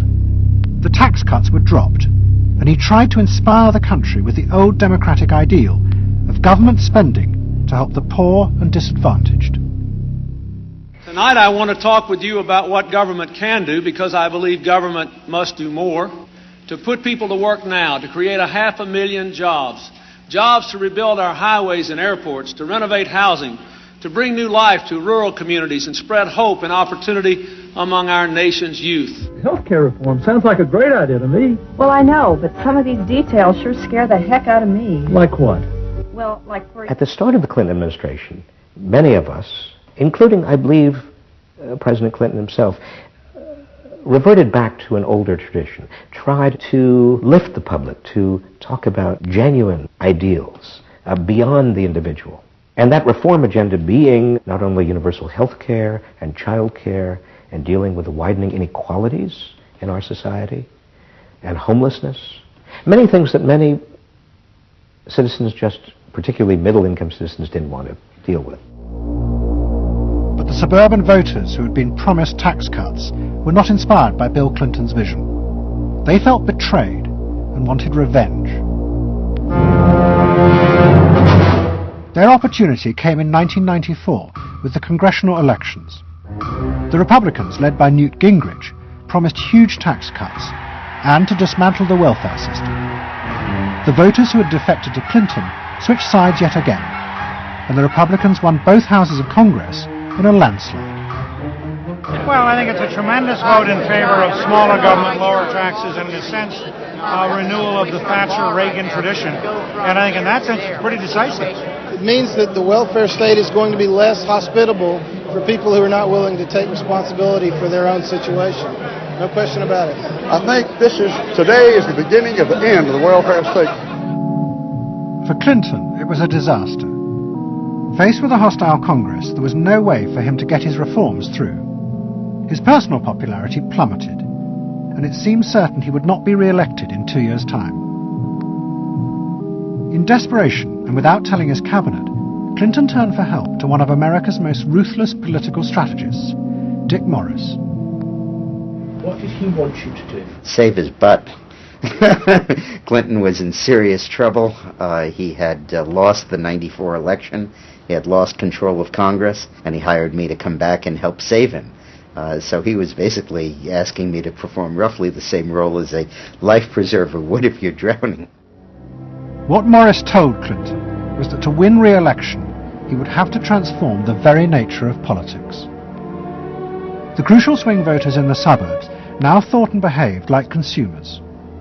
The only way to win them back was to forget all ideology and instead turn politics into a form of consumer business. Clinton must try to identify their personal desires and whims and then promise to fulfill them. If he followed those consumer rules, they would follow him. I said that I felt the most important thing for him to do was to bring to the political system the same consumer rules philosophy that the business community has. Because I think politics needs to be as responsive to the whims and the desires of the marketplace as business is. And it needs to be as sensitive to the bottom line, profits or votes, as a business is. I think that all of this involves really a changed view of the voters, so that instead of treating them as targets, you treat them as owners. Instead of treating them as something that you can manipulate, you treat them as something you need to learn from. And instead of feeling that you can stay in one place and you can manipulate the voters, you need to learn what they want and move yourself to accommodate it. To get inside the minds of the swing voters, Morris brought lifestyle marketing into politics for the first time. He went to one of America's most prominent market research firms called Penn & Schern and commissioned what they called a neuropersonality poll. It was a massive survey of hundreds of thousands of voters, but the only political questions it asked were to find out whether someone was a swing voter or not.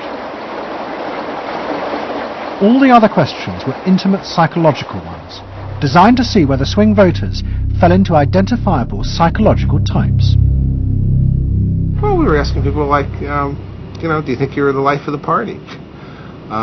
Do you think when you see things that you like to have a list and organize them?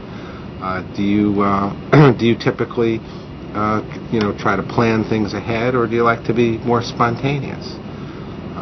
Where do you like to go? What sports do you like to play? What would you do with your spouse in a romantic weekend? So we were asking people some very personal questions about their own lives, to try to see were the kinds of people that were likely to change their vote also possessing of certain kinds of personality traits. And in fact they were. The neuropersonality poll allowed the Clinton team to segment swing voters into different lifestyle types. They were given names like pools and patios, or caps and gowns, who were urban intellectuals living in university towns.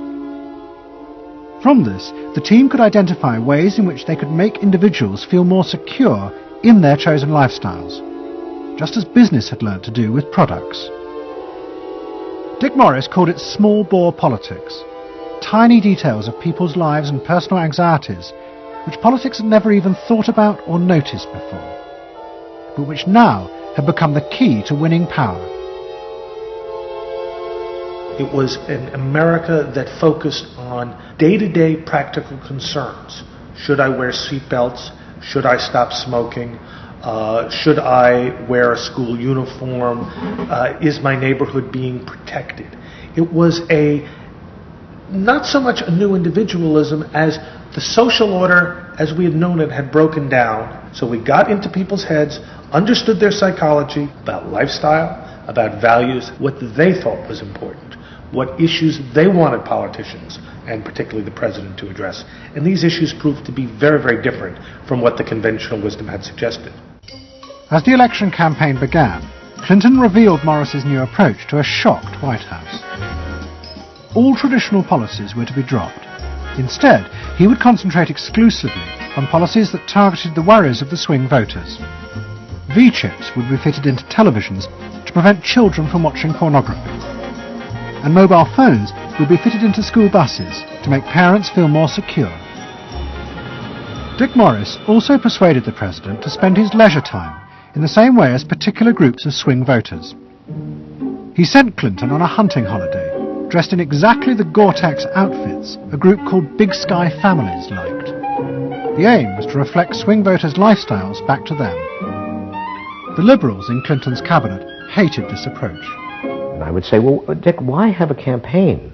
This was the 1996 campaign. If all the president is going to do is offer up these little bite-sized miniature initiatives that appeal to people's desires, like consumers, buying soap, V-chips that you could put in your televisions so you could make sure that your children did not have pornography, and school uniforms. Why talk about them? They're so mundane and they're so tiny. And he would say back, if we don't do this, we may not get reelected. And I would say, what's the point of getting reelected if you have no mandate to do anything when you're reelected? And he'd say, what's the point of having a mandate if you can't get reelected? Isn't the ultimate goal getting reelected? But Morris's new politics were an extraordinary success. Clinton's ratings among the swing voters began to soar. And Dick Morris, along with the marketeer Mark Penn, took effective charge of making White House policy. Mark Penn set up a huge call center in an office block in Denver. And every night, hundreds of telephone operators called swing voters in suburbs across the country to check with them every detail of policies that Clinton was proposing. The policy was made by a group of people manning telephones in Denver, Colorado, placing calls to voters in places like Westchester and Pasadena, and asking them what they wanted from their government, and asking them very specifically about specific policies that Bill Clinton was considering. Would you be more likely to support him if he offered this particular government service, or if he offered that one? Those people told them what they thought. Mark Penn transmitted that to Bill Clinton, and it came out of his mouth. So essentially it was suburban voters in the 90s were creating American domestic policy, and some of its foreign policy as well. Right. Yeah, Mark Penn was polling on questions like whether we should bomb in Bosnia, things like that. Morris also insisted that Clinton make a symbolic sacrifice of the old politics to convince the swing voters to trust him. In August 1996, Clinton signed a bill which ended the system of guaranteed help for the poor and unemployed. Welfare would be cut back after 2 years in order to force people into work. The new system was called Welfare to Work, and would, he said, be a hand up, not a handout. It was the effective end of the guaranteed welfare system created by President Roosevelt 60 years before. For many in Clinton's cabinet, it was also the end of the progressive political ideal that Roosevelt had represented. The belief that one used a position of leadership to persuade the voters to think and behave as social beings, not as self-interested individuals. Dick Morris and the pollsters had won. And by that I mean that the people who ultimately got to the president, shaped the president's mind, were those who viewed the voters as just a collection of individual desires that had to be catered to and pandered to. It suggests that democracy is nothing more, and should be nothing more, than pandering to these unthought about, very primitive desires. Primitive in the sense that they are not even necessarily conscious, just what people want in terms of satisfying themselves. And the same triumph of the politics of the self was about to happen in Britain too. In 1994, Tony Blair had become the leader of the Labour Party, and the reforming group centred around Peter Mandelson became all-powerful. Almost every night, Philip Gould ran focus groups with swing voters in the suburbs. But this time he was listened to, and the desires and the fears of the new aspirational classes became the central force shaping Labour Party policies. In that period, I was talking to people who used to vote Conservative and were considering voting Labour, and they wanted understood that they are financially pressed and that there are limits to the extent to which taxation can be improved. They think that crime is an issue that matters to them and should be respected. They want welfare to go to people who deserve welfare, not to people who do not. This was seen of by many in the Labour Party as selfish. I never saw that it was selfish. I believe that a dad or a mum doing their best for their family isn't selfish. They're just doing their best for their family, and that's what people do. A crackdown on those who make life hell in their local neighbourhoods through noise or disturbance. Law and order is a Labour issue today. Philosophy of campaigning is, let's concentrate on swing voters, let's focus group them to find out what they want and what will appeal to them, and let's just relentlessly push those themes in the election. Something is happening to you. After promising to put money in your pocket, the Conservatives are quietly taking it away. Philip Gould was crucial because he gave the raw material, if you like, for these politicians to do this kind of politics. In that when he came up with stuff, they'd follow it, pretty much without exception. Blair himself would pore over these sort of 12-page memos and say, well, this is what we must do. We want people to earn more, to consume the good things of life. We want people to pay lower taxes. Gordon Brown says the Labour government would hold the main tax rates unchanged.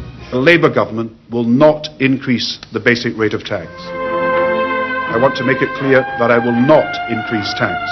In fact, the Labour Party does stand for Middle England.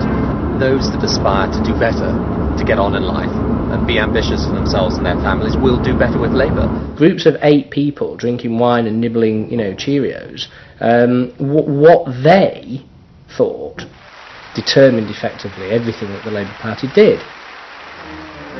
And although those running the campaign liked to portray the new approach as their invention, it was in fact copied from the Americans, even down to the phrases that the American marketeers had tested on their swing voters. Peter Mandelson and his team were in the United States watching what we did and copied almost verbatim our approach in their 1997 campaign. The benefit system should be about giving people a hand up, not just a handout. Mandelson's not a fool if he's anything. He saw something that worked, so why not do it? And I can remember reading their manifesto and saying to myself, they just took it lock, stock, and barrel. On one hand you're proud, and on another hand you're bitch. And as in America, Labour was forced to drop policies that would not directly benefit the swing voters, even if it meant sacrificing its fundamental principles. The commitment to public control of industry, which was enshrined as Clause 4 of the party constitution, was dropped. The aim of Clause 4 had been to use the collective power of the people to challenge the unfettered greed of business. But now, Tony Blair was faced with crucial voters who no longer saw themselves as exploited by the free market.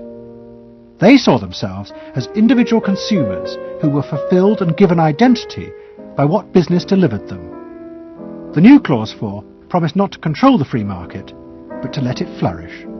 Business is more powerful than government. It is quicker, it is more creative. Business is the lifeblood of the country. From this come all the benefits that society needs: employment, investment.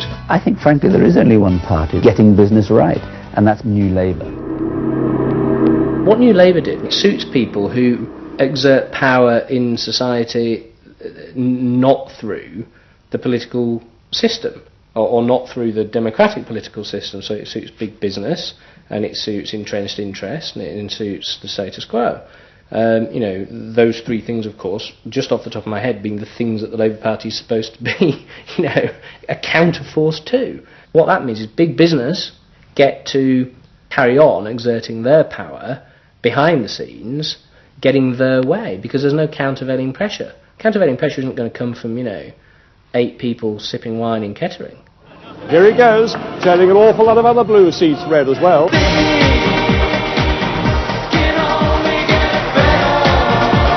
Very happy, very relieved, and very exhilarated. But those who masterminded Labour's victory in 1997 saw it as a triumphant vindication of a new form of democracy. By understanding and fulfilling people's inner desires through the focus group, they were giving power to individuals, not treating them as faceless groups who were told by politicians what was good for them. I don't see the focus group as some marketing tool. I see the focus group as a way of hearing what the people have to say. And I see the focus group as a way to a new form of politics. What the people give, the people can take away. We are the servants, they are the masters now. 1997 was, I think, fundamentally important in that. Because I think it is the end of the elitist politics that's dominated Britain for so much of the last 100 years.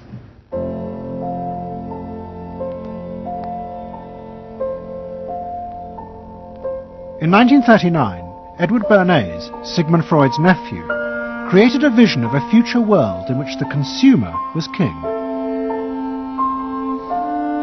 It was at the World's Fair in New York, and Bernays called it Democracity.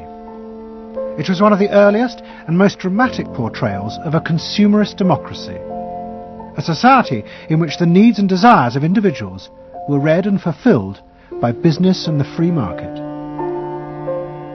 The World's Fair created a spectacle in which all of these concerns were met, and they were met by Westinghouse and General Motors and the American Cash Register Company, and company after company presented itself as this sort of centerpiece of a society in which human desire and human want and human anxiety would all be responded to and would all be met purely through the free enterprise system. There was this sort of notion that the free market was something that was not guided by ideologies or by political power. It was something that simply was guided by the people's will. This was the model of democracy that both New Labour and the American Democrats had bought into in order to regain power. They had used techniques developed by business to read the desires of consumers, and they had accepted Bernays' claim that this was a better form of democracy. But in reality, the World's Fair had been an elaborate piece of propaganda designed by Bernays for his clients, the giant American corporations. Privately, Bernays did not believe that true democracy could ever work. He had been profoundly influenced in this by his uncle's theories of human nature. Freud believed that individuals were not driven by rational thought, but by primitive unconscious desires and feelings. And Bernays believed that this meant it was too dangerous to let the masses ever have control over their own lives. And consumerism was a way of giving people the illusion of control, while allowing a responsible elite to continue managing society.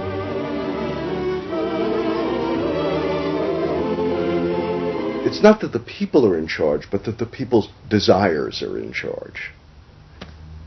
The people are not in charge. The people exercise no decision-making power within this environment. So democracy is reduced from something which assumes an active citizenry to something which now increasingly is predicated on the idea of the public as passive consumers, the public as people who essentially what you're delivering them are doggy treats. The problem for New Labour was that it believed the propaganda. They took at face value the idea promoted by business that the systems invented to read the consumer's mind could form the basis for a new type of democracy. Once in power, New Labour tried to govern through a system that Philip Gould called continuous democracy. But what worked for business in designing products led the Labour government into a bewildering maze of contradictory whims and desires. For much of Labour's first term, the focus groups said that the railways were not a high priority, and Labour's policies faithfully reflected this. But now, those same groups are blaming the government for not having invested more money sooner in the railways. The point about focus group politics is that there isn't one because people are contradictory and irrational, and so you have a problem in terms of deciding what you're going to do if all you do is actually listen to a mass of individual opinions that are forever fluctuating and don't really have any coherence, and crucially are not set in context. So that's why people can say, you know, I want lower taxes and better public services. Of course they do. You know, if you say, do you want to pay more taxes to get better public services, people are less sure. They then don't believe that if they do pay more taxes, they will be spent on better public services. So you end up in this quagmire where, you know, the truth is a politician has to say, look, this is what I believe. I believe that you should pay slightly more taxes to make better public services, and I pledge that I'm competent enough to actually use that money wisely.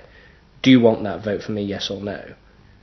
And that's what Blair has failed to do. Tony Blair turns around and sort of tries to feed back to them what they already believe, and given what they believe is sort of a load of individual, incoherent, contradictory nonsense, that's all he has to offer.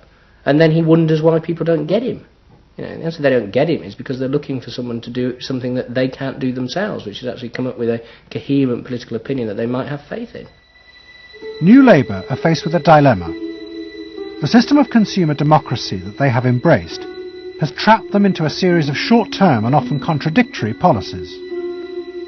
There are now growing demands that they fulfil a grander vision, that they use the power of government to deal with the problems of growing inequality and the decaying social fabric of the country. But to do this, they will have to appeal to the electorate to think outside their own self-interest. And this would mean challenging the now dominant Freudian view of human beings as selfish, instinct-driven individuals, which is a concept of human beings that has been fostered and encouraged by business because it produces ideal consumers. Although we feel we are free, in reality, we, like the politicians, have become the slaves of our own desires. We have forgotten that we can be more than that, that there are other sides to human nature. Fundamentally, here we have two different views of human nature and of democracy. You have the view that people are irrational, that they are bundles of unconscious emotion. That comes directly out of Freud. And businesses are very able to respond to that. That's what they have honed their skills doing. That's what marketing is really all about. What are the symbols, the music, the images, the words that will appeal to these unconscious feelings? Politics must be more than that. Politics and leadership are about engaging the public in a rational discussion and deliberation about what is best, and treating people with respect in terms of their rational abilities to debate what is best. If it's not that, if it is Freudian, if it is basically a matter of appealing to the same basic unconscious feelings that business appeals to, then why not let business do it? Business can do it better. Business knows how to do it. Business, after all, is in the business of responding to those feelings.